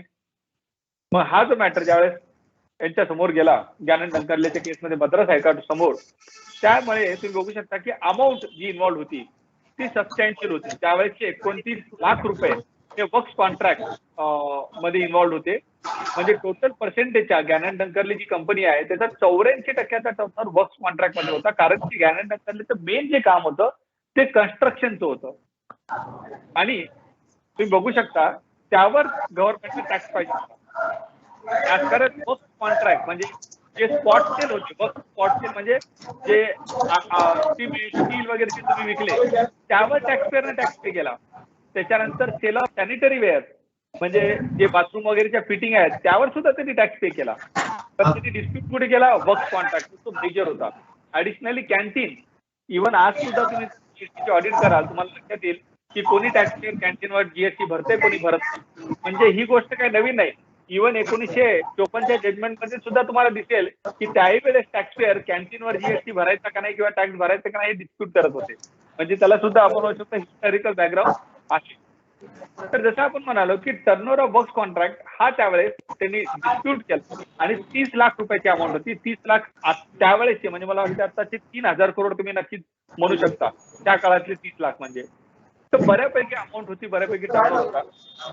तर ह्या ज्यावेळेस मद्रास हायकोर्ट समोर गेला, मद्रास हायकोर्टनं गॅनन डंकर्लेच्या जजमेंटमध्ये स्पेसिफिकली काय काय टर्म्स यूज केल्या, काय काय म्हणलं ते आपण समजून घेऊ. तर त्यांनी काय म्हणाले, पहिल्यांदा जे कंटेन्शन आहे की टर्नओव्हर ऑफ वर्क कॉन्ट्रॅक्ट हे बियॉन्ड लेजिस्लेटिव्ह कॉम्पिटन्स आहे, ते आपण इव्हॅल्युएट करू. तर त्यांनी काय म्हणाले की turnover of work contract that, म्हणजे सुरुवातीला त्यांनी सांगितलं कंटेक्स्ट मध्ये की जर तुम्ही कॉन्स्टिट्यूशनची लँग्वेज बघितली तिथं फक्त तुम्हाला सेल ऑफ गुड्स एवढीच पॉवर दिलेली आहे. जर तुम्ही सेल ऑफ गुड्सच्या बियॉन्ड जाऊन जर वर्क कॉन्ट्रॅक्ट टॅक्स करत असाल as a state government, then it is beyond your legislative competency. म्हणजे प्रोव्हिन्शियल लेजिस्लेचर म्हणजे स्टेट लिस्टच्या बियॉन्ड तुम्ही चाललेले आहेत. कारण की जसं आपण म्हणाल त्यावेळेस त्यांना प्रोव्हिन्स म्हणलं जाईल. त्यामुळे कॉन्ट्रॅक्ट जे आहेत work contract, they are because they are not sale of contract, typically तुम्हाला as a state authority there is no power, there is no jurisdiction for you to amend the terminology of sale of goods. Additionally त्यांनी म्हणाले की हे जे contract आहेत हे typically immobile प्रॉपर्टीच्या related contract आहेत. आणि इमोबल प्रॉपर्टीच्या रिलेटेड जर कॉन्ट्रॅक्ट असताल तर ज्यावेळेस पूर्ण इमोबल प्रॉपर्टी बनल्या जाईल त्यावेळेस त्या माणसाला सिमेंट स्टील ब्रिक्स भेटेल, but as a immovable property. मग जर ती इमोबल प्रॉपर्टी म्हणून जर तो सप्लाय करत असेल, जसं ब्रिज आहे, डॅम्स आहे, बिल्डिंग आहेत, तर नॅचरली इमोबल प्रॉपर्टीवर तर टॅक्स लागू शकत नाही. का? कारण की सेल ऑफ गुड्स मध्ये फक्त goods as a goods supply याच्यावर टॅक्स लागू शकता. Goods when they get converted into immobile property त्यावर स्टेट गव्हर्नमेंट टॅक्स लावू शकत नाही. ऍडिशनली इवन मद्रास हायकोर्टाने म्हणलं की there is no element of sale in this works contract because the contract is indivisible in nature. Indivisible म्हणजे हे कॉन्ट्रॅक्टला तुम्ही स्प्लिट नाही करू शकत. कारण की कॉन्ट्रॅक्ट मध्ये स्पेसिफिकली लिहिलेलं आहे की दोन्ही गोष्टी म्हणजे मटेरियल पण यांनी सप्लाय करायचं आणि सर्व्हिस याने की लेबर सुद्धा त्या माणसाने गॅनन डंकर्लेने सप्लाय करायचं. तर हा कॉन्ट्रॅक्ट तुम्ही स्प्लिट नाही करू शकत. हा कॉन्ट्रॅक्ट वन सिंगल कॉन्ट्रॅक्ट आहे, इनडिव्हिजिबल आहे. तर तुम्ही हा वर्ड इनडिव्हिजिबल भरपूर ठिकाणी वाचलेला असणार आहे. तर त्याचं बॅकग्राऊंड हे 1954चा गॅनन डंकर्लेचं मद्रास जजमेंट मधून आलेलं आहे. आणि त्या बेसिसवर त्यांनी म्हणाले की हे जे तुम्ही अमेंडमेंट इंट्रोड्यूस केलेली आहे आणि सेलमध्ये वर्क्स कॉन्ट्रॅक्ट तुम्ही इंट्रोड्यूस जे करू पाहताय हे अल्ट्रा व्हायरस आहे. Because the power to tax is only with respect to sale of goods and not beyond sale of goods. आणि वर्क्स कॉन्ट्रॅक्ट हा बियॉन्ड सेल ऑफ गुड्स आहे. अशा प्रकारे आपण म्हणू शकता की टॅक्स पेअरच्या फेवर मध्ये हे जजमेंट आलं. So it was a major win for the tax payer. तर 1954ला टॅक्स पेअरच्या फेवर मध्ये ज्यावेळेस हे जजमेंट आलं, टॅक्स पेअर्स वेर हॅपी, दे वर रिलीव्ह. त्यांना वाटलं की चला आता वर्क्स कॉन्ट्रॅक्टवर टॅक्स तर नाही आहे. पण ही जी हॅपीनेस आहे ही काय खूप दिवस टिकू नाही शकली. जस्ट 3 वर्षाच्या आत राजस्थान हायकोर्टचं एक कॉन्ट्ररी जजमेंट आलं हुरामल अँड अदर्सच्या केसमध्ये. या जजमेंटमध्ये सुद्धा बिल्डिंगचाच कॉन्ट्रॅक्टर होता हा माणूस आणि तो वर्क्स कॉन्ट्रॅक्ट करत होता बिल्डिंग वगैरेच्या रिलेटेड. आणि टिपिकली हे कॉन्ट्रॅक्ट तो कोणासाठी करायचा? गव्हर्नमेंटसाठी. तर हा मॅटर ज्यावेळेस राजस्थान हायकोर्टावर गेला तर राजस्थान हायकोर्ट म्हणलं की a building contract is a indivisible contract जे टिपिकली टॅक्सपेअर म्हणतोय. पण त्यांनी काय सांगितलं की या केसमध्ये की देर आर 2 पार्ट. या कॉन्ट्रॅक्टमध्ये जनरली 2 पार्ट्स आहेत वर्क्स कॉन्ट्रॅक्टमध्ये. एक फर्स्ट काइंड जिथं तो फक्त लेबर सप्लाय करतो, बरोबर आहे. आणि सेकंड अशा काइंड मधले कॉन्ट्रॅक्ट जिथं तो दोन्ही सप्लाय करतो, लेबर आणि material. So the second kind of contract is where the contractor not only supplies labor and work but also supplies the material. म्हणजे लेबर आणि ते दोन्ही सुद्धा तो सप्लाय करतो. तर अशा केसमध्ये हायकोर्टाने म्हणालं की बाबा हे जे कॉन्ट्रॅक्ट आहे देर इज नो डाऊट या वर्क्स कॉन्ट्रॅक्ट मध्ये there is no doubt that this the element of sale. कारण की वर्क्स कॉन्ट्रॅक्ट जरी असला तर वर्क्स कॉन्ट्रॅक्ट मध्ये 2 पार्ट आहेत, एक गुड्स पार्ट आहे आणि एक सर्व्हिस पार्ट आहे. मग गुड्स पार्ट जे आहे जे तुम्ही सप्लाय करताय, जे सेल करताय, बरोबर आहे. 100 रुपयाच्या कॉन्ट्रॅक्ट मध्ये 70 रुपये मटेरियल असेल, 30 रुपये सर्व्हिस असेल, तर 70 रुपयाचे मटेरियल तर तुम्ही ट्रान्सफर करतच आहात ना as a part of the works contract. So the high court say there is no doubt that there is a element of sale. And if there is an element of sale, then sale of goods जे आहे, जो goods part आहे त्यावर मग sale tax काय नाही लागायला पाहिजे, असं भुरामलच्या केसमध्ये राजस्थान हायकोर्टाने म्हणालं. Additionally sale is only of goods and it is not of immovable property as far as contractor is concerned. That is what the High Court said. ते म्हणाले की बाबा ज्यावेळेस मटेरियल विकल्या चाललंय तर त्यावेळेस माणूस ब्रिक ठेवतोय तिथं कन्स्ट्रक्शन करताना, कॉन्ट्रॅक्टर तिथं ब्रिक बाय ब्रिक कन्स्ट्रक्शन करतोय, तर जशी जशी ब्रिक सिमेंट ट्रान्सफर होत चाललेला आहे तसा तसा सेल होत चाललेला आहे. मे बी फायनली ती इमोबल प्रॉपर्टी बनत आहे, but as far as contractor is concern there is a sale of goods. Maybe जो रिसिपियंट आहे त्याच्यासाठी इमोबल प्रॉपर्टी आहे, पण ऍज अ कॉन्ट्रॅक्टर जर तुम्ही बघाल तर it is nothing but sale of goods only. आणि या पूर्ण डिस्कशनवर भुरामलच्या केसमध्ये राजस्थान हायकोर्ट म्हणाला we do not see any reason to confine the terminology used in entry number 54 to only sale of goods. म्हणजे फक्त आम्ही सेल ऑफ गुड्स तिथं एंट्री नंबर 54 मध्ये वर्ड आहे म्हणून त्याला फक्त सेल ऑफ गुड्स म्हणून ट्रीट नाही करणार. Even if there is a works contract आणि वर्क्स कॉन्ट्रॅक्टच्या थ्रू जर तुम्ही सेल ऑफ गुड्स करत असाल तर even that needs to be tax. That power is there with the state government. आणि जी आपण एंट्री 54 बिकॉज या लेजिस्लेटिव्ह कॉम्पिटन्सच्या एंट्री आहे त्याला लिबरली आणि लार्ज वेने इंटरप्रिट करायला पाहिजे rather than in a restricted way. And that's the reason त्यांनी सांगितलं की legislature can certainly tax sale of goods although service portion ते टॅक्स नाही करू शकत. वर्क्स कॉन्ट्रॅक्ट मध्ये गुड्स आणि सर्व्हिस पोर्शन आहेत, तर भुरामलच्या केसमध्ये राजस्थान हायकोर्टाने म्हणलं की गुड्स पोर्शन नक्की टॅक्स करू शकतात, ते सर्व्हिस पोर्शन नाही करू शकत. कारण की सर्व्हिसवर तुम्ही टॅक्स लावू शकत नाही. तर 100 रुपयाचा जर कॉन्ट्रॅक्ट असेल तर 70 वर टॅक्स लागू शकतो. 30 वर जर सर्व्हिस कंपोनंट 30 असेल तर त्यावर टॅक्स लागणार नाही. आणि त्या बेसिसवर भुरामलच्या ह्या पूर्ण डिस्कशनच्या बेसिसवर जे जजमेंट आलं that judgement was in favour of the tax authority. तर अशा प्रकारे 1957 येता म्हणजे 1947ला आपल्याला इंडिपेंडन्स भेटलं आणि 10 वर्षाच्या आत 2 हायकोर्टाचे क्रिटिकल जजमेंट आले. मद्रास हायकोर्टनं टॅक्स पेअरच्या फेवरमध्ये दिलं आणि राजस्थान हायकोर्टनं टॅक्स ऑथॉरिटीच्या फेवरमध्ये म्हणजे सेल टॅक्स ऑथॉरिटीच्या फेवरमध्ये जजमेंट दिलं. असे 2 कॉन्ट्ररी जजमेंट आले वर्क्स कॉन्ट्रॅक्टच्या संदर्भामध्ये. नंतर हा जो मॅटर आहे नॅचरली सुप्रीम कोर्टापर्यंत गेला. ज्ञानेंद्र मॅटर सुप्रीम कोर्टासमोर हे सर्व फॅक्ट आले, हे सगळे जजमेंट आले आणि मग सुप्रीम कोर्टानं डिटेल डिस्कशन केलं आणि 1958ला 1 एप्रिल 1958 हे जजमेंट आहे. 1958ला गॅनन डंकरलेचं डिटेल वालं जजमेंट दिलं. त्यामध्ये ह्या पूर्ण इश्यू आणि रिलेव्हंट एंट्री जी होती entry number 48 government of India ऍक्टची ती पूर्ण त्यांनी डिटेलमध्ये डिस्कस केली आणि त्यांनी सांगितलं की कन्स्ट्रक्शन कॉन्ट्रॅक्ट किंवा वर्क्स कॉन्ट्रॅक्ट हे जे आहेत these contracts are not contract of sale. These contracts are one simple contract, but this is an indivisible contract and they cannot be split. म्हणजे जर एखादं वर्क्स कॉन्ट्रॅक्ट असेल तर तुम्ही त्याला आर्टिफिशियली स्प्लिट नाही करू शकत. It is one single simple contract. तर तो डिव्हिजिबल नाही आहे. It is not divisible, it is indivisible contract. And based on that the supreme court said that this transaction is neither sale of goods किंवा sale of material and nor does the tax authority have a power to tax this kind of works contract. कारण की जे term आहे sale of goods it will only mean sale of goods only, that's it. कारण की government of India act 1935 मध्ये constitution of India मध्ये सुद्धा फक्त sale of goods word use केलेला आहे. त्याच्या बियॉन्ड पॉवर नाही आहे लेजिस्लेचरला to change the terminology into works contract. This is very critical what the Supreme Court said. And in a building contract, one which is entire and indivisible, there is no sale of goods.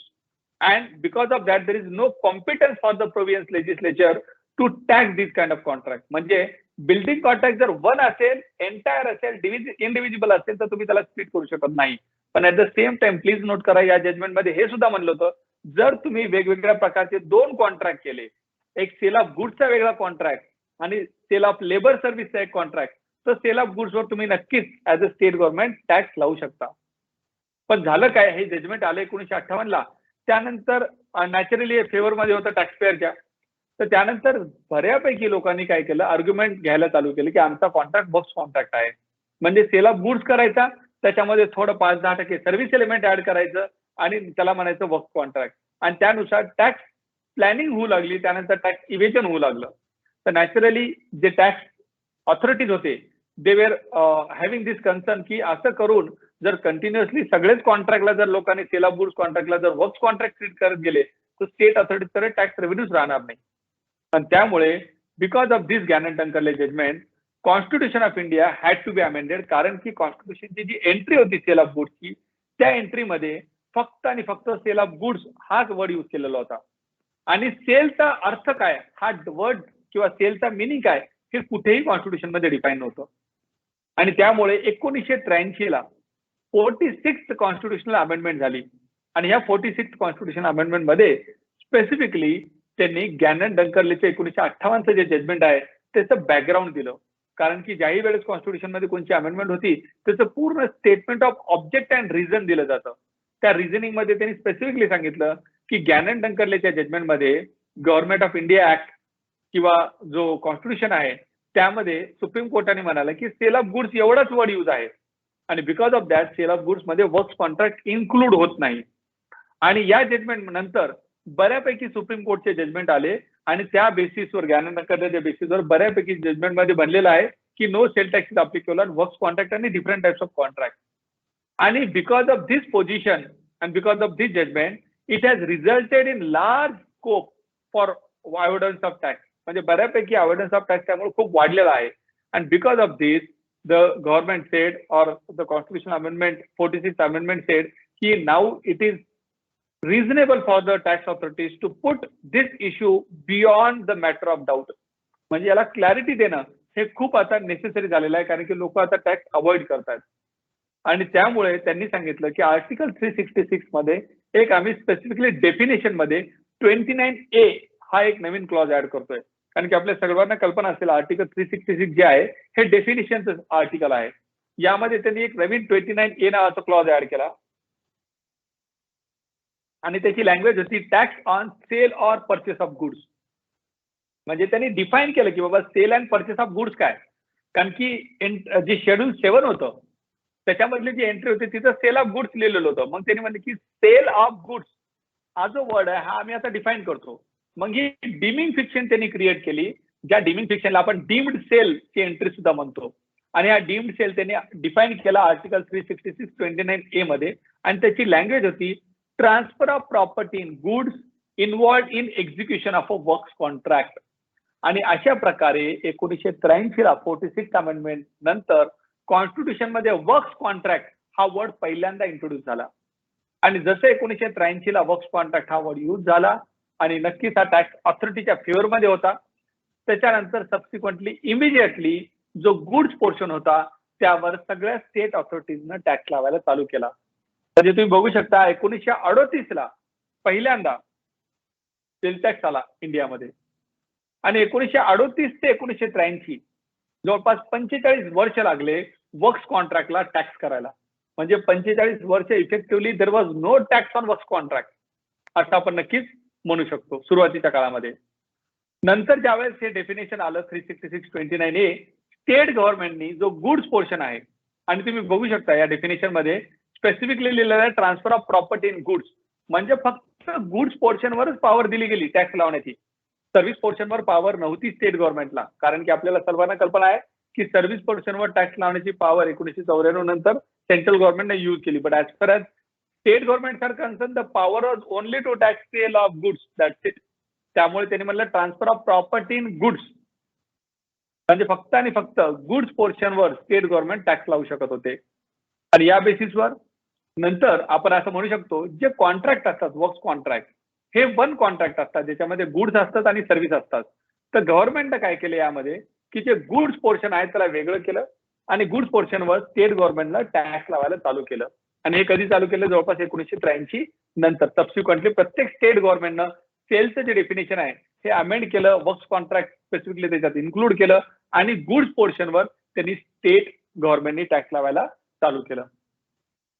आता जसं आपण म्हणतो की works contract मध्ये फक्त goods हा एकच portion नाही आहे, त्यामध्ये इव्हन सर्व्हिस पोर्शन सुद्धा आहे. तर हा जो सर्व्हिस पोर्शन होता हा जवळपास अनटॅक्स्ड होता, नॉन टॅक्स्ड होता. आणि हा आपण जसं म्हणालो की जवळपास 69 वर्षानंतर म्हणजे 2007 पासून सर्व्हिस टॅक्स त्यावर लागायला चालू केला.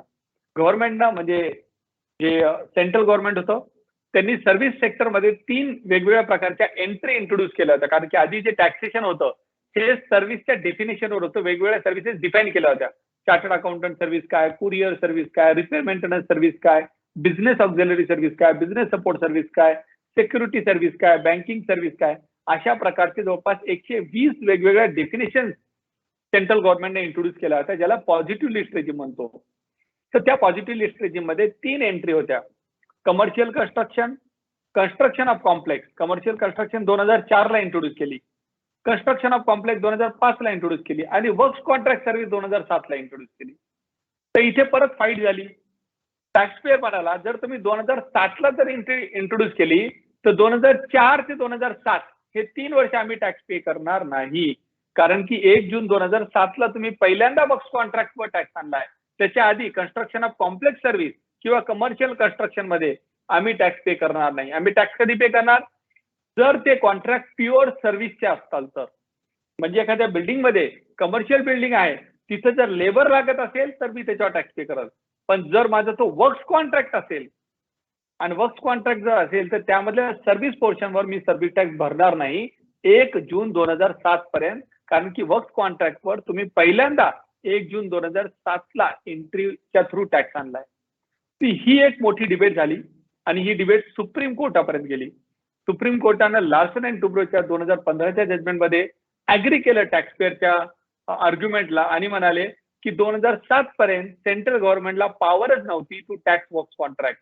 म्हणजे सेम जसं स्टेट गव्हर्नमेंटला गॅनन डंकर्लेच्या केसमध्ये म्हणाले होते सुप्रीम कोर्ट की तुम्हाला पॉवर नाही आहे आणि 1983च्या अमेंडमेंट नंतरच तुमच्याकडे पॉवर आलेली आहे to tax goods portion in works contract. तशाच प्रकारे इव्हन 2015 मध्ये सुप्रीम कोर्टाने म्हणाले वर्क्स कॉन्ट्रॅक्ट मधला जो सर्व्हिस पोर्शन आहे त्या सर्व्हिस पोर्शनला तुम्ही टॅक्स करू शकता पण फक्त आणि फक्त 2007 नंतर.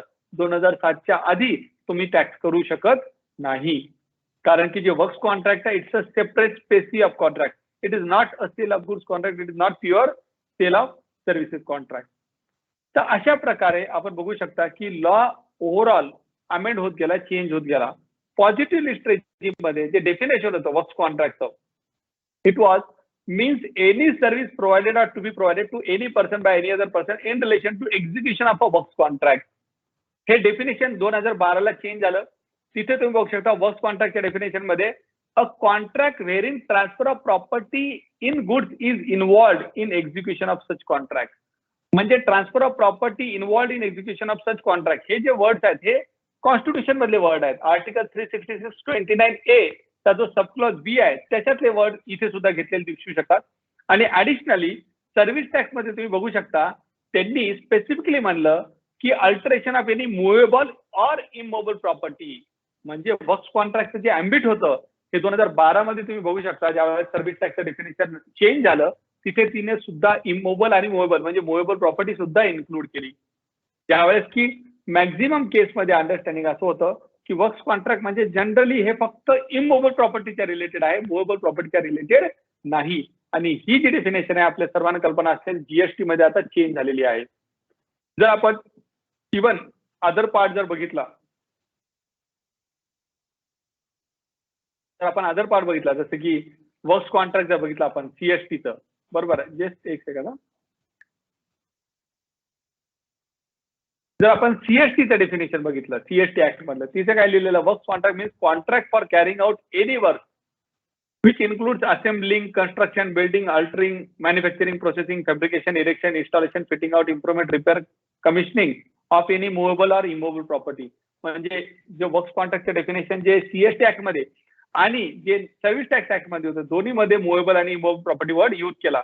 ज्यावेळेस की जर आपण जुना जर पूर्ण डिस्कशन बघितलं जसं गॅनन डंकर्लेचं जजमेंट बघितलं, भुरामलचं जजमेंट बघितलं, मद्रास हायकोर्टाचं जजमेंट बघितलं, ह्या सगळ्यांमध्ये जे वर्क्स कॉन्ट्रॅक्ट होते हे टिपिकली फक्त इमूव्हेबल प्रॉपर्टीचे वर्क्स कॉन्ट्रॅक्ट होते. पण over a period of time काय झालं की इमूव्हेबल प्रॉपर्टीच्या सोबत इव्हन मुव्हेबल प्रॉपर्टी सुद्धा ऍड होत गेली. आणि हे जी गोष्ट होती मुव्हेबल प्रॉपर्टीचा वर्ड ऍड झाला हे सबसिक्वेंटली जीएसटी लॉ मध्ये चेंज झालेलं आहे. आणि कसं चेंज झालेलं आहे आपण ते बघू ज्यावेळेस आपण डेफिनेशन बघू. तर टू समराईज आतापर्यंत आपण असं जसं डिस्कशन केलं 1983 पर्यंत कोणताही सेल टॅक्स पण नव्हता, सर्व्हिस टॅक्स पण नव्हता.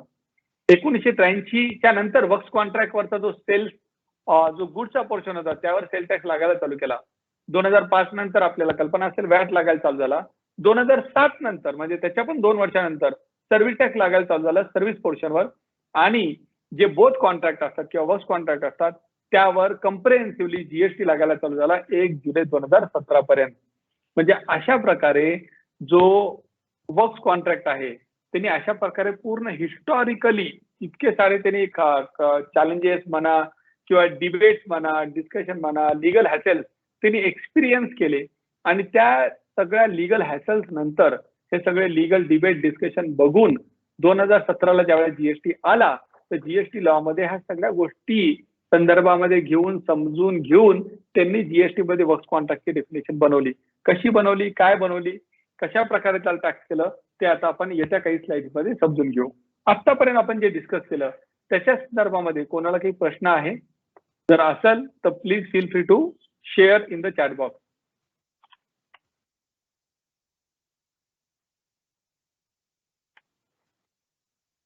काही प्रश्न कोणाला आतापर्यंत जे आपण डिस्कस केलं त्याच्या संदर्भामध्ये?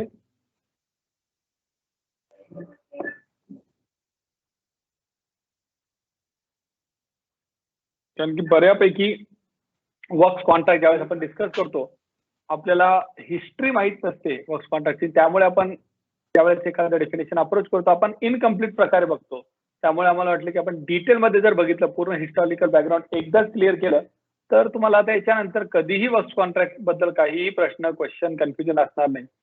आणि भरपूरदा काय होतं की एखादा कन्सल्टंट येतो, एखादा कोणतरी ऑफिसर येतो आणि ट्रेनर येतो आणि तो सांगतो गॅनन डंकर्लेचं जजमेंट, भुरामलचं जजमेंट, असे लार्सन अँड टुब्रोचं जजमेंट.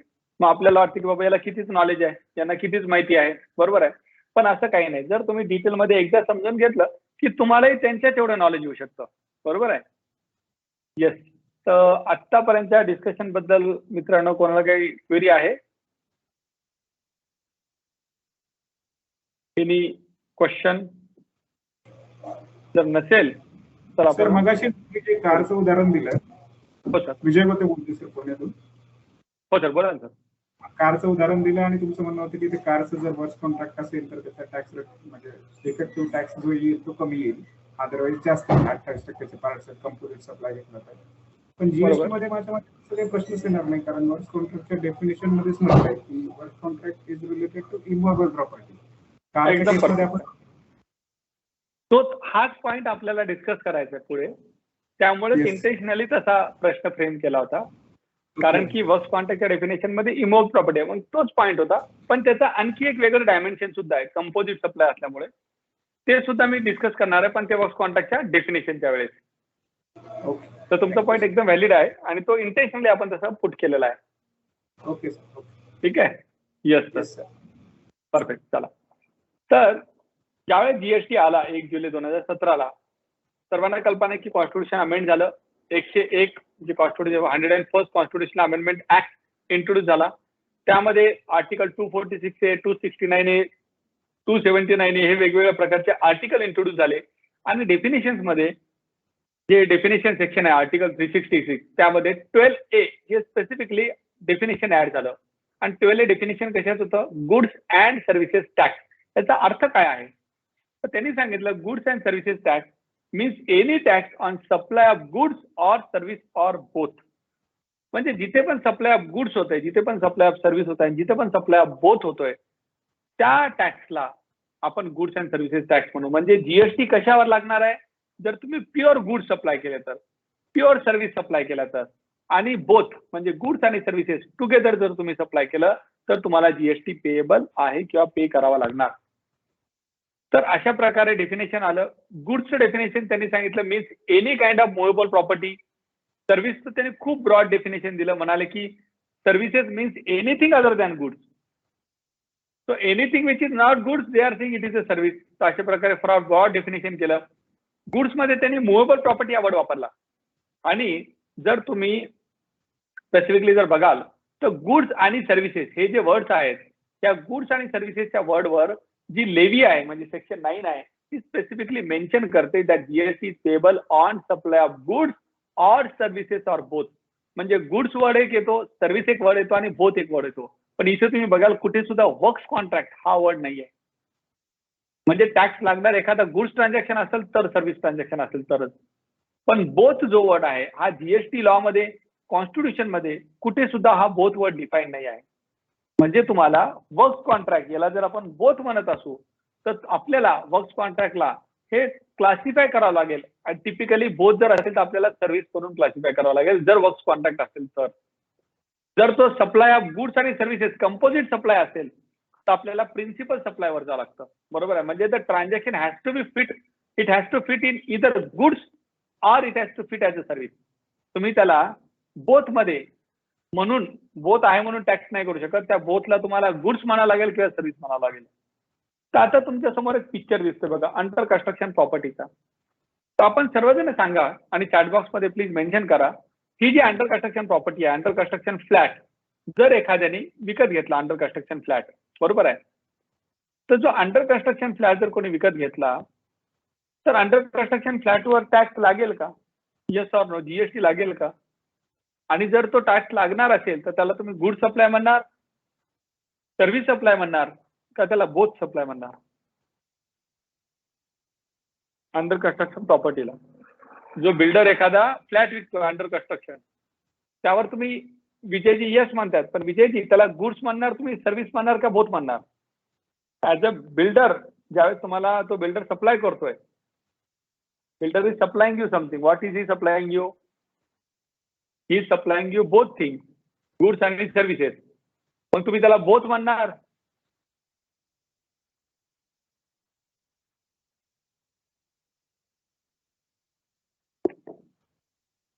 बऱ्यापैकी जण बोथ म्हणतात आणि त्याला सर्व्हिस म्हणतात. पण एक important and I am very happy की सर्वजणांनी बऱ्यापैकी जणांनी उत्तर दिलेत. शिवाजीजी, निलेशजी, ऋषिकजी, विजयजी, ज्योतिजी, संदीपजी, कुणालजी, कल्पनाजी, मिरसेजी, देवगडेजी, है ना. तर बऱ्यापैकी आपण महेंद्रजी उत्तर दिलेले आहेत. We are very happy. पण तुम्ही जर बघाल आणि हा इंटेन्शनली मी पुट करतोय की एक बिल्डर काय विकतोय, गुड्स विकतोय, सर्व्हिस विकतोय का बोथ विकतोय. तर आपण खरंच लक्ष देऊन जर बघितलं, बिल्डर गुड्स विकतोय, सिमेंट, स्टील, ब्रिक्स तुम्हाला अंडर कन्स्ट्रक्शन प्रॉपर्टी जेव्हा तुम्ही विकत घेताय. बिल्डर तुम्हाला इव्हन सर्व्हिस विकतोय, लेबर. आणि बिल्डर इव्हन तुम्हाला अनडिवायडेड शेअर ऑफ सर्व्हिस देतोय, अनडिवायडेड शेअर ऑफ लँड देतोय. तर बोथ देतोय का तीन गोष्टी तो एकत्र देतोय? गुड्स म्हणजे material plus service that is labour, बरोबर आहे. Goods plus services plus undivided share of land. जमीन जी आपण विकत घेतो, बरोबर आहे, ते डायरेक्टली तुम्ही प्लॉट विकत घेऊ शकता. आणि जर तुम्ही एखादा फ्लॅट विकत घेतला तर तुम्हाला एका बिल्डिंग मध्ये 10 फ्लॅट असतात, म्हणजे 10 फ्लॅट असतात त्या बिल्डिंग मध्ये. आणि त्या बिल्डिंगची जी एरिया आहे तो समजा 10,000 स्क्वेअर फीट असेल. उद्या जर ती बिल्डिंग पडली तर तुमचा एक शेअर असतो 1/10.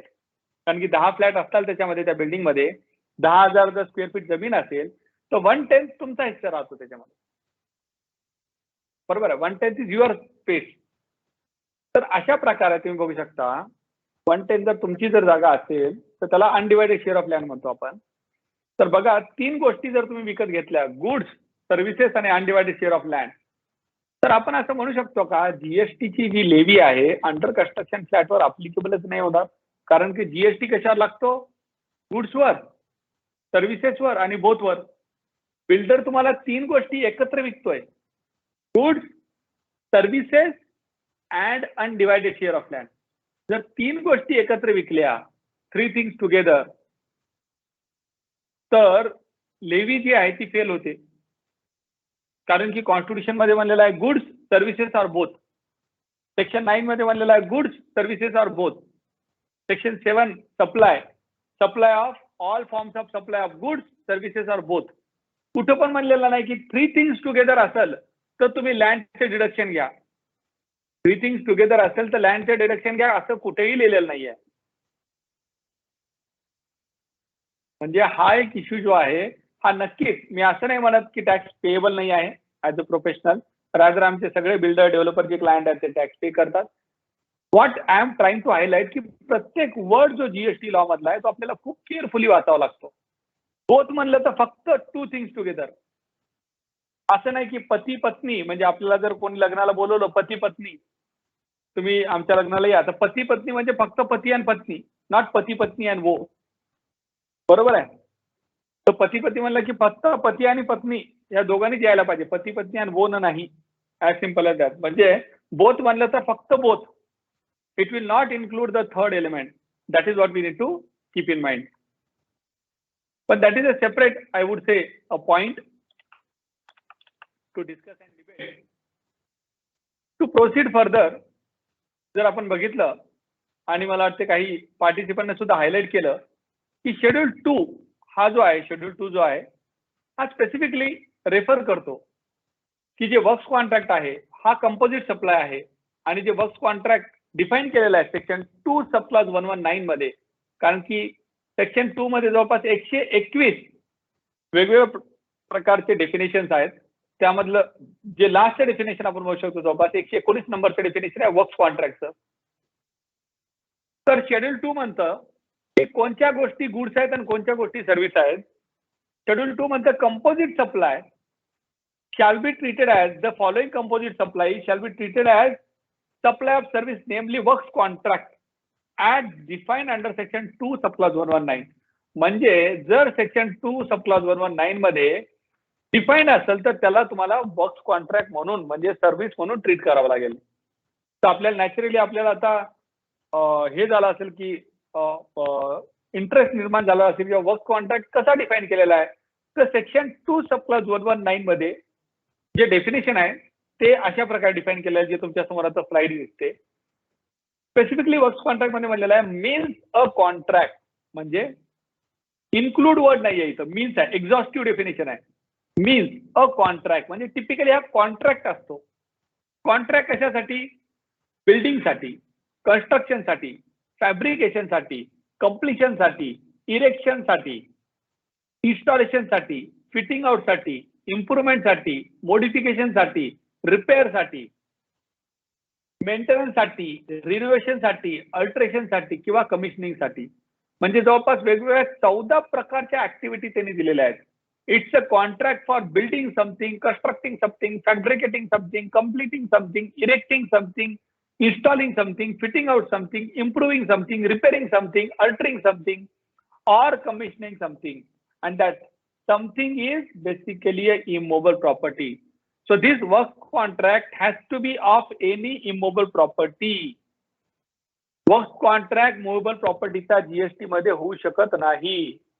म्हणजे आपण असं म्हणू शकतो जीएसटी लॉनं रेकग्नाइज केलं की बाबा 1930, 40, 50, 60, 70 हे जे वर्ष होते, हे डेकेड्स होते जुने, त्या काळी वर्क्स कॉन्ट्रॅक्ट हे टिपिकली फक्त इमोबल प्रॉपर्टीच्या ट्रान्झॅक्शनलाच आपण म्हणायचो. आणि त्यानुसार ते म्हणाले की जे जुनं ते सोनं आधी फक्त इमोबल प्रॉपर्टीच्या कॉन्ट्रॅक्टलाच म्हणजे वर्क्स कॉन्ट्रॅक्ट म्हणायचे. तर ते म्हणाले जीएसटी मध्ये सुद्धा जे इमोबल प्रॉपर्टीचे कॉन्ट्रॅक्ट आहेत त्यांनाच आम्ही फक्त वर्क्स कॉन्ट्रॅक्ट म्हणू. त्यांनी मुव्हेबल प्रॉपर्टी हा वर्ड इथून काढून टाकला. म्हणजे it's a contract for constructing a immovable property, it's a contract for repair of immovable property. जर तुम्ही कार रिपेअर केली, जसं आपण सुरुवातीच्या स्लाइड मध्ये बघितलं, जर तुम्ही कार रिपेअर केली so that is not a immovable property, it is a movable property. बरोबर. तर त्यामुळे वर्क्स कॉन्ट्रॅक्टच्या डेफिनेशन मध्ये कार रिपेअर येणारच नाही, तर त्याला तुम्ही वर्क्स कॉन्ट्रॅक्ट म्हणू शकतच नाही. बरोबर आहे. तर it's a contract for improvement, repair, building, construction of any immovable property wherein there is a transfer of property in goods. There is a transfer of property in goods. म्हणजे जसं आपण म्हणतो works contract मध्ये काय होतं, एखादी बिल्डिंगचा contract दिला, तुमच्या एखादं जमीन आहे तुमची स्वतःची आणि तुम्ही म्हणताय मला तिथं बंगला पाहिजे, मला तिथं फार्म हाऊस पाहिजे. तर त्या फार्म हाऊसचा तुम्ही कॉन्ट्रॅक्ट दिलाय का माणसाला, म्हणजे बाबा हे प्लॉट घे आणि या प्लॉटवर 2 मजली मला बांधून दे. तो माणूस म्हणतो की बाबा cement, steel, bricks, sanitary ware, bathroom fitting हे सगळं लागणार. तर हे सगळं करून मी तुम्हाला 20 लाख रुपयाचा अमाऊंट चार्ज करतो. तुम्ही म्हणता ठीक आहे 20 लाख रुपये घे बाबा.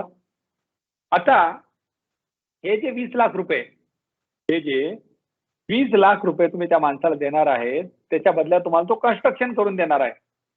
So you are entering into a contract for building. So there is a contract for building what or constructing what? A immovable property where there is a transfer of property in goods, whether as goods or in some other form. जे cement steel brick जे तुमच्या घरासाठी वापरलेले आहेत, बरोबर आहे, ते सगळे तुमची प्रॉपर्टी होणार उद्या कॉन्ट्रॅक्ट कम्प्लीट झाला की. तो असं नाही म्हणू शकत कॉन्ट्रॅक्टर नाही आता माझे ते सिमेंट स्टील ब्रिक मला माझं वापस पाहिजे म्हणून. तो काय काढून नाही देऊ शकत. ती तुमची प्रॉपर्टी आहे, तुमचं घर झालंय. So there is a transfer of property in those goods to you as goods or in some other form. Goods म्हणजे काय? मे बी आता तुमची तिथले जी डोअर असेल, दरवाजा नट बोल्ट आणि फिक्स असतो, बरोबर आहे. तर ऍज अ गुड्सच आहे तो. नट बोल्ट काढले की दरवाजा निघाला बाजूला. Or in some other form, जसं की जे ब्रिक्स आहेत, सिमेंट आहे, स्टील आहे, ते इमूव्हेबल प्रॉपर्टीचा पार्ट झालाय. So even that is also a transfer of property. मग ती जर अशा प्रकारे 4 कंडिशन फुलफिल झाल्या, there is a contract for building construction of immovable property and there is a transfer of property in goods, then this contract will qualify as a works contract. म्हणजे जर तुम्ही एखादं स्वतःचं कन्स्ट्रक्शनचा जर तुमचा बंगला बनवायचा आहे, तुमची जमीन आहे, प्लॉट आहे, त्याच्यावर तुम्ही कोणाला सांगता मला बंगला बनवून दे, so it is as good as example of a works contract. I hope it is clear now. आता इथं प्रॉब्लेम काय होतो? वर्क्स कॉन्ट्रॅक्टचं एक डेफिनेशन आहे, कंपोजिट सप्लायचं सुद्धा एक डेफिनेशन आहे. कंपोजिट सप्लाय म्हणजे काय? It's a supply which is consisting of 2 or more supplies, आणि त्यामधला एक सप्लाय हा प्रिन्सिपल सप्लाय आहे. तर सुरुवातीला जसं आपण म्हणालो कारचं एक्झाम्पल घेतलं आपण. आता कारच्या एक्झाम्पल मध्ये तुम्ही सर्वजण सांगा, हे आताचं जे डेफिनेशन बघितलं त्यानुसार कारच्या एक्झाम्पल मध्ये सांगा की कार वर्क्स कॉन्ट्रॅक्ट आहे का? जसं आपण म्हणालो it's not a works contract, कारचं रिपेअर मेंटेनन्स. मग तुम्ही टॅक्स कसा पे करणार? तुम्ही असं म्हणणार का इट्स अ कंपोजिट सप्लाय. आणि कंपोजिट सप्लाय मध्ये जर मी आता सांगितलं तुम्हाला एक्झाम्पल आठवत असेल तर 80 रुपयाचे पार्ट्स आहेत आणि 20 रुपये त्यांनी इन्स्टॉलेशनला घेतले, ते पार्ट इन्स्टॉलेशनला.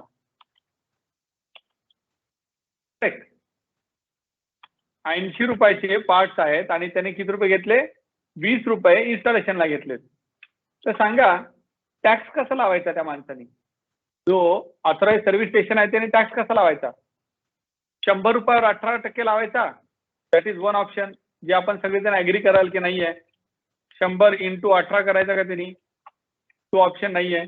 दुसरा ऑप्शन काय की बाबा हा जो पार्ट आहे टोटल हा कंपोजिट सप्लाय पार्टचा आहे, कारण की सगळ्यात जास्त कंपोनंट कोणता आहे? पार्ट आहे. 80% इज पार्ट. मग असं म्हणायचं का त्यांनी प्रिन्सिपल सप्लाय पार्ट आहे त्याच्यामुळं पार्टवर 28% टॅक्स लागतो, तर तुम्ही 28% भरा पूर्ण 100 वर. तिसरं ऑप्शन असं आहे 80 रुपयावर तो 28% भरणार आणि 20 रुपयावर तो 18% भरणार. काय तुम्हाला बरोबर वाटतं?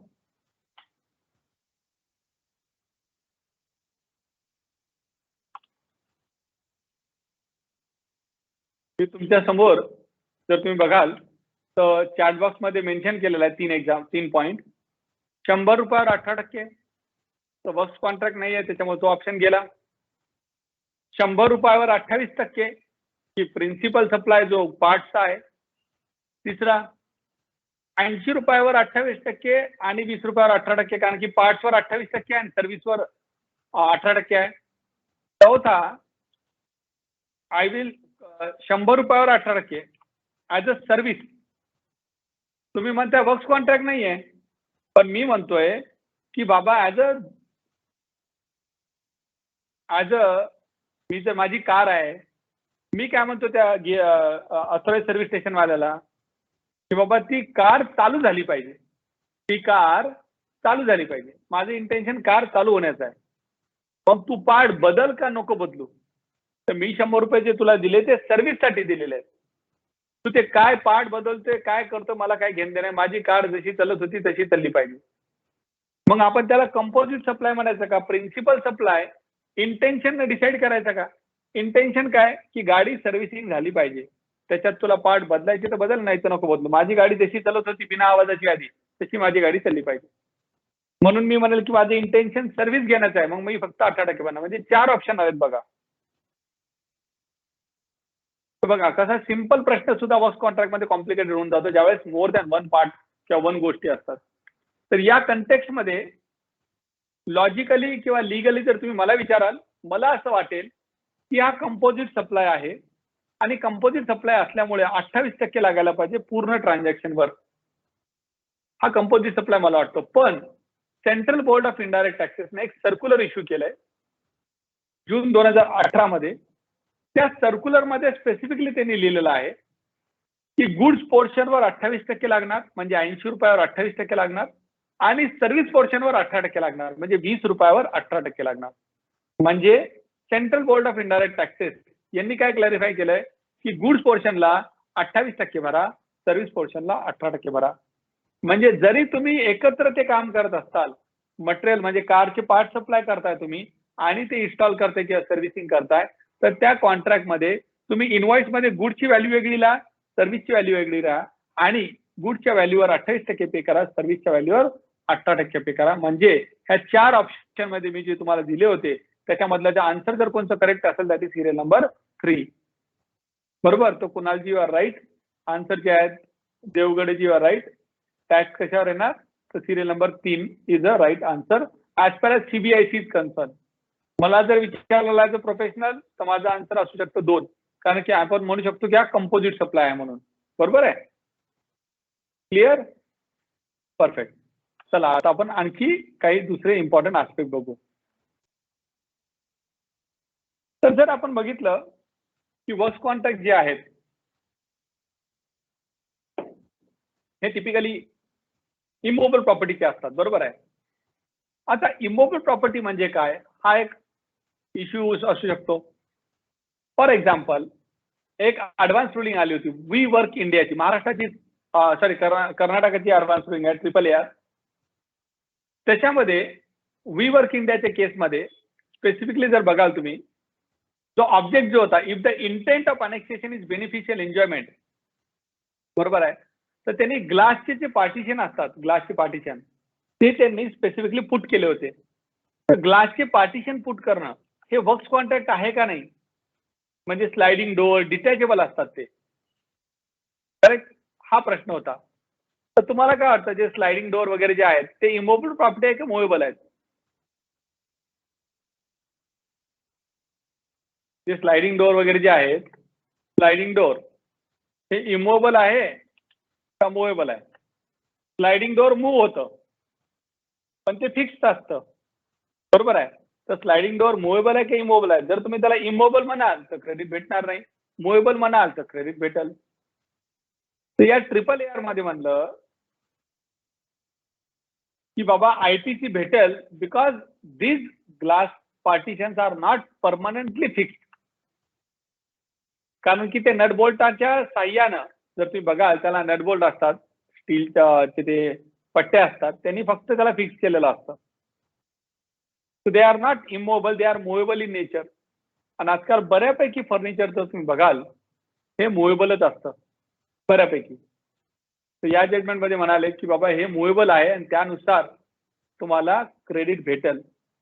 तर मुव्हेबल आहे का इमोबल आहे या बेसिसवर फर्स्ट कॉन्ट्रॅक्ट हा एक पार्ट डिटरमाइन होतो आणि तुमचं इनपुट टॅक्स क्रेडिट सुद्धा डिटरमाइन होतं. आणि तुम्हाला मी आणखी एक्झाम्पल देतो. लिफ्ट, एखाद्या कंपनीनं एखादी लिफ्ट बसवली त्यांच्या बिल्डिंगमध्ये, तर सर्वजण सांगा की लिफ्ट मुव्हेबल आहे का इमोबल आहे? लिफ्ट जी आहे ती मुव्हेबल आहे का इमोबल आहे?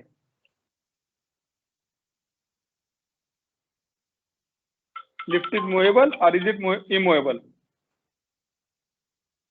लिफ्ट मुव्हेबल आहे का इमोवेबल आहे? तर ज्योतिजी म्हणतायत, अश्विनीजी म्हणतायत, बाकीचे सर्वजण please feel free to give answer. Movable आहे का इमोवेबल आहे? कुणालजी म्हणतात इमोवेबल, शिवाजीजी म्हणतात इमोवेबल. जर तुम्ही बघाल तर बऱ्यापैकी आपण म्हणू शकतो की इमोवेबल आहे. पण आता कन्फ्युजन काय होतं की लिफ्ट मूव्ह करते ना वर खाली, लिफ्ट जी आहे ती मूव्ह करते, मग तिला आपण मुव्हेबल म्हणायचं का? आणि जर इनपुट टॅक्स क्रेडिटचं डेफिनेशन बघितलं तर त्याच्यामध्ये काय लिहिलेलं आहे, for construction of immovable property. आपण असं म्हणायचं का इमोबल प्रॉपर्टीच्या कन्स्ट्रक्शनला सिमेंट, ब्रिक, स्टील लागतं, लिफ्ट थोडी लागते. लिफ्ट तर प्लांट अँड मशिनरी मध्ये येणार, मशिनरी आहे ती. आणि लिफ्ट जी आहे ती आपण काढू शकतो, नवीन लिफ्ट बसू शकतो. कित्येक बिल्डिंग मध्ये जे ओल्ड लिफ्ट खराब होतात ते चेंज केल्या जातात, बरोबर. तर अशा पण म्हणजे तुम्हाला लक्षात येईल की कसा एक सिंपल पॉईंट सुद्धा कसा डिबेटेबल होऊन जातो because of the word use immovable property. Pipeline बघा, पाईपलाईन सुद्धा मुव्हेबल का इमोवेबल. त्या पाईप मधून पाणी जातं, ऑइल जातं आणि ते पाईपलाईन आपण मूव्ह पण करू शकतो. पण त्या पाईपलाईनला मुव्हेबल म्हणायचं का इमोवेबल म्हणायचं. डोअर्स, चेअर्स, डोअर जर बघाल तुम्ही नटबोल्टाने काढू शकता. चेअर सुद्धा, चेअर जे आहेत चेअर सुद्धा तुम्ही मूव्ह करू शकता. एअर कंडिशनिंग, एअर कंडिशनिंग जी आहे, तुमचा जो एसी आहे, जसं आता कोणाचा तरी व्हिडिओ चालू आहे त्याच्यामध्ये एसी दिसतोय, बरोबर. तो आता एसी जो आहे तो मुव्हेबल आहे की इमोवेबल आहे.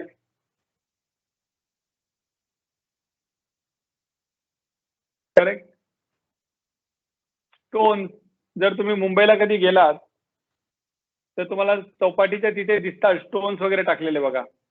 तिथे लाटा येऊन हे नाही ते कोणतं त्याला नेकलेस रोडला नाही का दगड टाकलेले आहेत, तर ते इमोवेबल आहेत का नाही आहेत, कारण की जे एसी वगैरे ते मूव्ह करू शकता. तर तुम्हाला लक्षात येईल की मुव्हेबल आहे का नाही इमोवेबल याच्यावर बऱ्यापैकी प्रॅक्टिकली फॅक्च्युअली आपल्याला बघावं लागेल. AC as a system movable नाही आहे, पण एसी ऍज अ जो जो युनिट आहे, जो फक्त जो आपण बटन रिमोट नाही का ऑपरेट करतो, कमी जास्त करतो, जो व्हाईट कलरचा किंवा जो काय असतो ते लावलेला आपल्या भिंतीवर, त्याला आपण मूव्ह करू शकतो, तर त्याला आपण मुव्हेबल म्हणू शकतो. आणि जर तुम्ही बघाल सेक्शन 17(5)(c) मध्ये immovable property other than plant and machinery म्हणलेला आहे. मग जर ते प्लांट अँड मशिनरीला एक्सक्लूड केलं तर आपण असे म्हणू शकतो की बाबा प्लांट अँड मशिनरी असेल तर त्याचं क्रेडिट भेटायला पाहिजे. तर अशा प्रकारे वर्क कॉन्ट्रॅक्ट हा जो वर्ड आहे त्याच्यासोबत बऱ्यापैकी डायमेन्शन अप्लिकेबल आहेत. आणि हे सर्वांनी आपण समजायला पाहिजे का, कारण की तुम्ही ज्यावेळेस ॲज अ ऑफिसर आपण ऑडिट कराल, ज्यावेळेस इन्व्हेस्टिगेशन कराल, तर इथं सर्व ठिकाणी हे पॉईंट रिलेव्हंट होतात. वर्क्स कॉन्ट्रॅक्ट आहे का नाही त्यानुसार टॅक्स रेट डिटरमाइन होईल. वर्क्स कॉन्ट्रॅक्ट जर कोणी आता प्रीतम मावरेनं कोणाकडून वर्क्स कॉन्ट्रॅक्ट घेतलाय, तर वर्क्स कॉन्ट्रॅक्टची जी एंट्री आहे आपल्या सर्वांना माहित असेल 9954 ही एंट्री आहे. 99. सो प्रीतम मावरेच्या परचेस रजिस्टरला जर 9954 दिसत असेल तर ॲज अ ऑडिटमध्ये तुम्ही काय चेक करणार. तर समजा एका कंपनी इन्फोसिस लिमिटेड, तर तुम्ही परचेस रजिस्टर बघताय आणि तुम्हाला तिथं 9954 दिसलं, तर पहिल्यांदा सांगा 994 कशासाठी आहे. 9954 आहे वर्क्स कॉन्ट्रॅक्टसाठी. 954 काय आहे कल्पना आहे सर्वांना. What is 9954. Service accounting code. जसं टॅरिफ मध्ये कोड असतो ना HSN, तसा सर्व्हिसचा कोड असतो. तो सर्व्हिसचा कोड आहे 9954. कशाचा, वर्क्स कॉन्ट्रॅक्टचा. जर तुम्ही कोणाचा रिफंड चेक करत असाल ॲज अ ऑफिसर, जर तुम्ही कोणाचं input tax credit register check करत असाल ॲज अ ऑफिसर, तर तुम्ही फक्त 9954 वर्क्स कॉन्ट्रॅक्ट ही सर्व्हिस जर अकाउंटिंग एंट्री असेल तर तुम्ही चेक करायला पाहिजे बाबा खरंच ITC भेटतं का याला. कारण की 17(5)(c) मध्ये रेस्ट्रिक्शन दिलेलं आहे की एक्सेप्ट बिल्डर और डेव्हलपर टिपिकली वर्क्स कॉन्ट्रॅक्टचं क्रेडिट कोणाला भेटत नाही.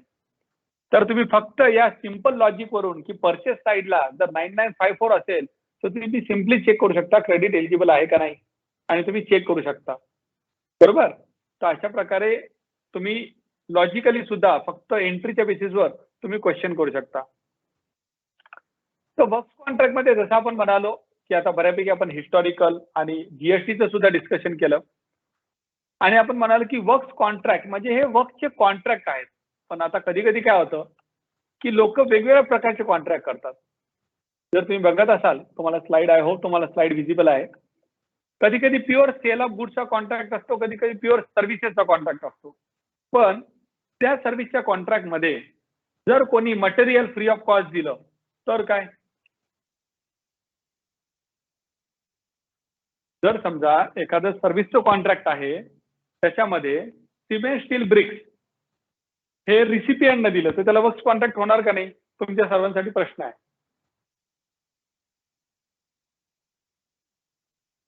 तुम्ही जसं आपण म्हणलं की तुम्हाला एक हे बनवायचं आहे, काय तुमचा बंगला, त्या बंगल्यासाठी 20 लाख रुपयाचा कॉन्ट्रॅक्ट तुम्ही देताय. तुम्ही काय म्हणता त्या कॉन्ट्रॅक्टरला, बाबा सिमेंट स्टील ब्रिक्स तू कसं वापरशील, त्याची क्वालिटी कशी असेल मला माहित नाही, तर तू काय कर, तू फक्त लेबर दे.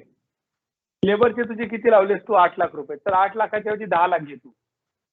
पण सिमेंट, स्टील आणि ब्रिक्स जे घरासाठी जरुरी आहेत, ह्या तिन्ही गोष्टी मी घेणार, मी परचेस करणार स्वतः आणि तुला देणार फ्री ऑफ कॉस्ट. तुम्ही सर्वजण सांगा, तो माणूस लेबर देतोय आणि फ्री ऑफ कॉस्ट बेसिसवर तुम्ही त्याला मटेरियल देताय, तो वर्क्स कॉन्ट्रॅक्ट झाला का? Yes or no? त्या माणसाने या कॉन्ट्रॅक्टला वर्क्स कॉन्ट्रॅक्ट म्हणायचं का नाही? Please feel free to share. ज्योतिजी नाही म्हणतायत, कुणालजी वर्क्स कॉन्ट्रॅक्ट म्हणतायत, सुवर्णाजी नाही म्हणतायत, महेंद्रजी नाही म्हणतायत, वीणाजी येस म्हणतात, देवगडेजी येस म्हणतात. फ्री ऑफ कॉस्ट मटेरियल दिलंय. कॉन्ट्रॅक्ट त्याचा फक्त त्याचा रिस्पॉन्सिबिलिटी फक्त सर्व्हिसची आहे, मटेरियल रिसिपियंटने दिलंय.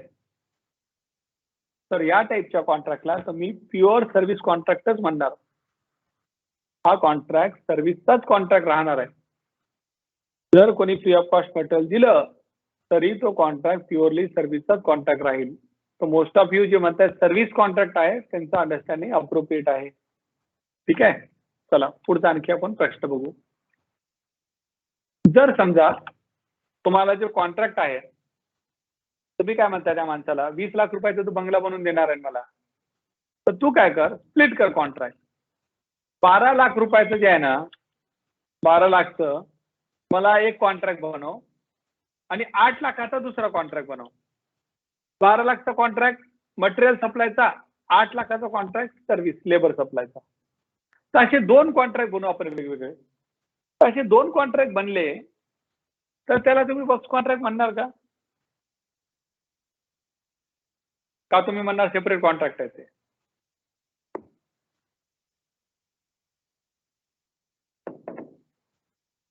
काय म्हणणार तुम्ही त्याला?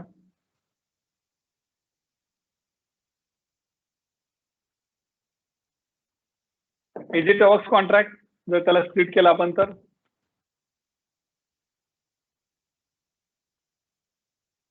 Yes or no? म्हणजे वर्क्स कॉन्ट्रॅक्ट असेल का जर आपण त्याला मटेरियल सेपरेट सर्व्हिस सेपरेट? तर ज्योतिजी म्हणतात येस, परागजी म्हणतात येस, इलियाजी म्हणतात नो.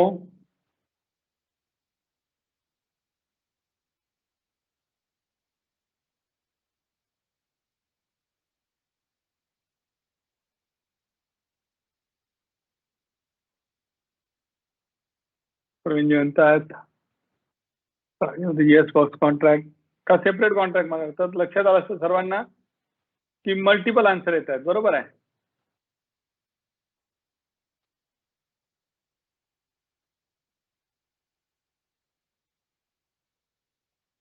तर बेसिकली जिथे एक कॉन्ट्रॅक्ट आपण स्प्लिट करतो म्हणजे इंटेन्शन आहे वर्क्स कॉन्ट्रॅक्टचं, पण फक्त टॅक्स प्लॅनिंग साठी जर कोणी स्प्लिट केलं कॉन्ट्रॅक्ट तर तिथे आपल्याला प्रॅक्टिकली बघायला पाहिजे की काही क्रॉस फॉल ब्रिजचा क्लॉज आहे का. क्रॉस फॉल ब्रिज म्हणजे काय की दोन्ही कॉन्ट्रॅक्ट एकमेकावर डिपेंडंट आहेत का. टिपिकली त्याला क्रॉस फॉल ब्रिज हा वर्ड यूज केला जातो कॉन्ट्रॅक्च्युअली. मी तिथे तुम्हाला लिहून पाठवतोय. क्रॉस फॉल ब्रिज म्हणजे काय, जर गुड्स मध्ये जर काही प्रॉब्लेम झाला, कारण की तुम्ही त्याला काय म्हणता मला बंगला बनवून पाहिजे, सिमेंट स्टील ब्रिक्सचं वेगळं कॉन्ट्रॅक्ट, लेबरचं वेगळं कॉन्ट्रॅक्ट. सिमेंट स्टील ब्रिक्स मध्ये जर क्वालिटीमध्ये काही प्रॉब्लेम झाला तर तुम्ही काय म्हणता की सर्व्हिस कॉन्ट्रॅक्टचं जर काही मला पेमेंट करायचं असेल तर मी थांबवून ठेवेल. आणि सर्व्हिस कॉन्ट्रॅक्ट मध्ये तुम्ही म्हणता आणि गुड्स कॉन्ट्रॅक्ट मध्ये तुम्ही म्हणता की जर बाबा लेबर न जर ते बरोबर बांधकाम केलं नाही तर मी तुझे गुडचे पैसे थांबवून ठेवेल. त्याला क्रॉस फॉल ब्रिज म्हणतात. म्हणजे कॉन्ट्रॅक्ट वेगवेगळे, पण जर एका कॉन्ट्रॅक्ट मध्ये जर तू काही चूक केली तर मी दुसऱ्या कॉन्ट्रॅक्टचे पैसे थांबवून ठेवू शकतो किंवा दोन्ही कॉन्ट्रॅक्ट मी एकत्र कॅन्सल करू शकतो. म्हणजे अशा प्रकारे जर तुम्ही कॉन्ट्रॅक्ट मध्ये क्लॉज टाकलेला असला त्याचा अर्थ काय, इंटेन्शन काय, it is not to separate contract but it is rather one single contract only. आणि जर हा वन सिंगल कॉन्ट्रॅक्ट असेल तरी जरी तुम्ही स्प्लिट केला तरी सुद्धा त्याला वर्क्स कॉन्ट्रॅक्टच म्हणावं लागेल. मग तर त्यामुळे ज्यावेळेस आपण कॉन्ट्रॅक्ट चेक करतो तर नक्की तुम्हाला कॉन्ट्रॅक्ट डिटेलमध्ये बघायला पाहिजे to determine whether it's a works contract or not. ITC तर तुम्हाला दिसत असेल works contract for construction of immovable property जर असेल तर तुम्हाला क्रेडिट भेटत नाही, जसं आपण म्हणालो except if you are a works contractor. त्यामुळे जसं आपण म्हणालो परचेस साईडला जर तुमच्याकडे रजिस्टर आला असेल 2A कोणाचा असेल तर सर्व्हिस अकाउंटिंग कोड तुम्ही चेक करू शकता. 994 जर असेल 9954 तर तुम्ही तिथे चेक करू शकता की ITC खरंच देता येईल का. रिफंड मध्ये टिपिकली चेक करा, भरपूरदा रिफंड मध्ये चुकून 9954 चा सुद्धा रिफंड देऊन टाकला जातो.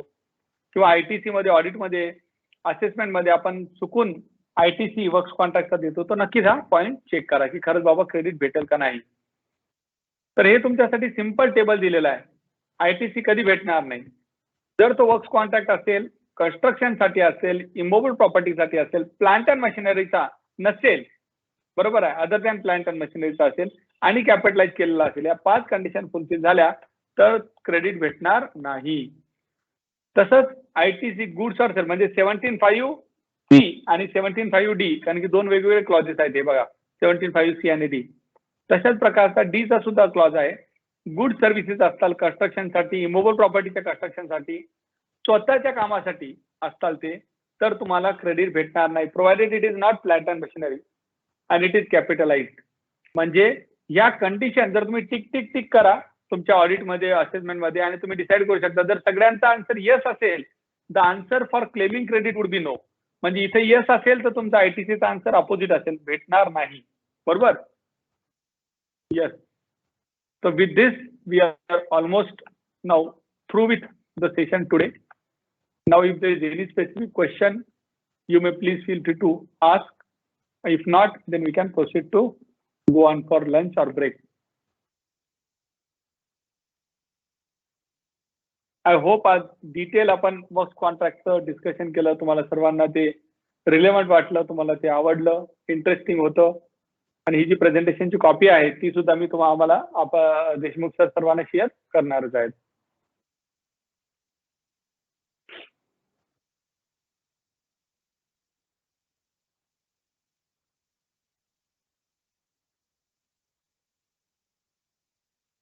देशमुख सर,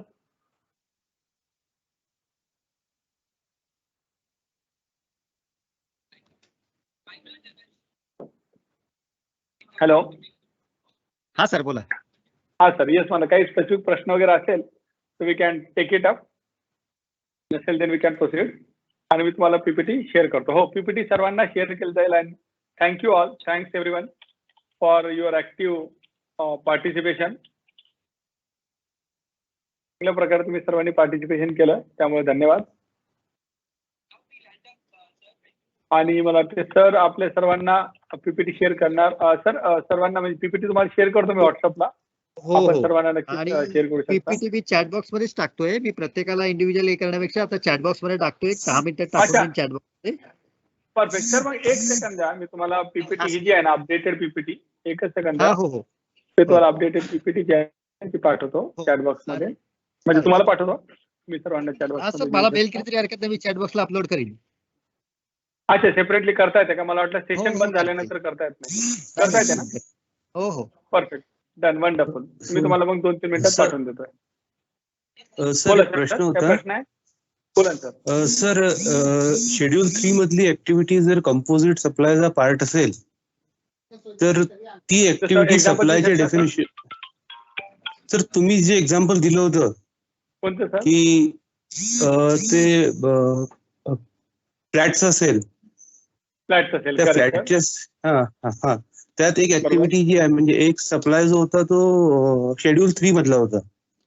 बरोबर, जमीन. तर त्याबद्दल तुम्ही बोलले होते की हा जो आहे हा कंपोजिट सप्लाय होत नाही. बरोबर आहे, एकदम बरोबर आहे. कारण की गुड्स और सर्व्हिसेस और बोथ अशी शब्द आहे. तर सर ते थोडं एक्सप्लेन करता का बरं? हा, तर आपण काय म्हणतो की जिथे सप्लाय ऑफ गुड्स आहे किंवा सप्लाय ऑफ सर्व्हिस आहे किंवा सप्लाय ऑफ बोथ, अशाच ठिकाणी फक्त म्हणजे 3 ठिकाणीच गव्हर्नमेंटला राईट आहे टू कलेक्ट टॅक्सेस. अनफॉर्च्युनेटली काय झालेलं आहे, जे आपण टर्म्स आता बघितले, बोथ मध्ये फक्त 2च गोष्टी इन्क्लूड होतात, गुड्स आणि सर्व्हिसेस. अंडर कन्स्ट्रक्शन फ्लॅट ज्यावेळेस विकला जातो अंडर कन्स्ट्रक्शन प्रॉपर्टीमध्ये, तर अंडर कन्स्ट्रक्शन मध्ये 3 गोष्टी भेटतात, goods, services and undivided share of land. आणि जसं तुम्ही राईटली मेन्शन केलं की शेड्यूल 3 मध्ये सिरियल नंबर 5 मध्ये सेल ऑफ लँड हे एक्सक्लूड केलेलं आहे. तर नक्कीच कोणीतरी म्हणू शकतं की बाबा जो सेल ऑफ लँड आहे, तर सेल ऑफ लँड एक्सक्लुडेड केलेला आहे, तर त्यामुळे तिसरा अँगल आहे तो, that is the third dimension. तर जर तुम्ही बघाल की 1/3 डिडक्शन दिलेलं आहे बघा नोटिफिकेशन मध्ये जीएसटीच्या, तर गव्हर्नमेंट 1/3 डिडक्शन देऊ शकत नाही, तुम्हाला ऍक्च्युअल बेसिसवर डिडक्शन द्यायला पाहिजे, असं पोझिशन कोणी घेऊ शकतं नक्कीच. आणि हे मला वाटते येत्या काही दिवसांमध्ये किंवा वर्षांमध्ये हे नक्कीच डिबेट किंवा डिस्कशन होत आलं या इश्यूवर आणि काहीतरी क्लॅरिटी येईल, हायकोर्ट काहीतरी क्लॅरिटी देईल. I hope. Thank you sir. Yes, welcome. अजून काही शंका आहेत का?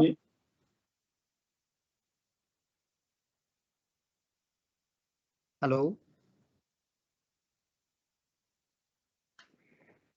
सर, मला वाटतं काही शंका दिसत नाहीयेत. आपण वाईंड अप करूया सेशन. येस हो सर. सर, बिलकुल सर, मी तुम्हाला व्हॉट्सअपला पाठवून दिला sir. Yes sir, yes sir, मी घेतो ती. आणि ही पीपीटी चॅटबॉक्स मध्ये तुम्ही नंतर जरा ऍक्सेस करा, कारण प्रत्येकाला मेल पाठवणं शक्य नाही होणार. तर मी चॅटबॉक्स मध्ये ह्याच मीटिंगच्या चॅटबॉक्स मध्ये ती अपलोड करीन थोड्या वेळाने. आणि थँक्स अ लॉट सर, धन्यवाद सर, आपण परत एक आम्हाला चांगलं सेशन दिलं. आणि काही इतर काही याच्यावर अजून तुम्हाला एक्सप्लेनेशन किंवा अजून काही हवी असेल तर पीपीटी मध्ये सरांचा नंबर आणि हे असेलच. इफ सर परमिट्स तुम्ही त्यांना कॉन्टॅक्ट करून तुमच्या शंकांचं निरसन करू शकता. Thanks sir. नक्कीच सर, आणि माझा नंबर मी याच्या चॅट बॉक्स मध्ये टाकतो, ईमेल आयडी नंबर काही असेल तर फील फ्री टू व्हॉट्सअपचा नंबर आहे तो, व्हॉट्सअप करा किंवा ईमेल करा सर्वजणांनी, है ना. So thanks everyone. Thank you Deshmukh. Thank you sir. Session is over now. Thank you. Thank you sir.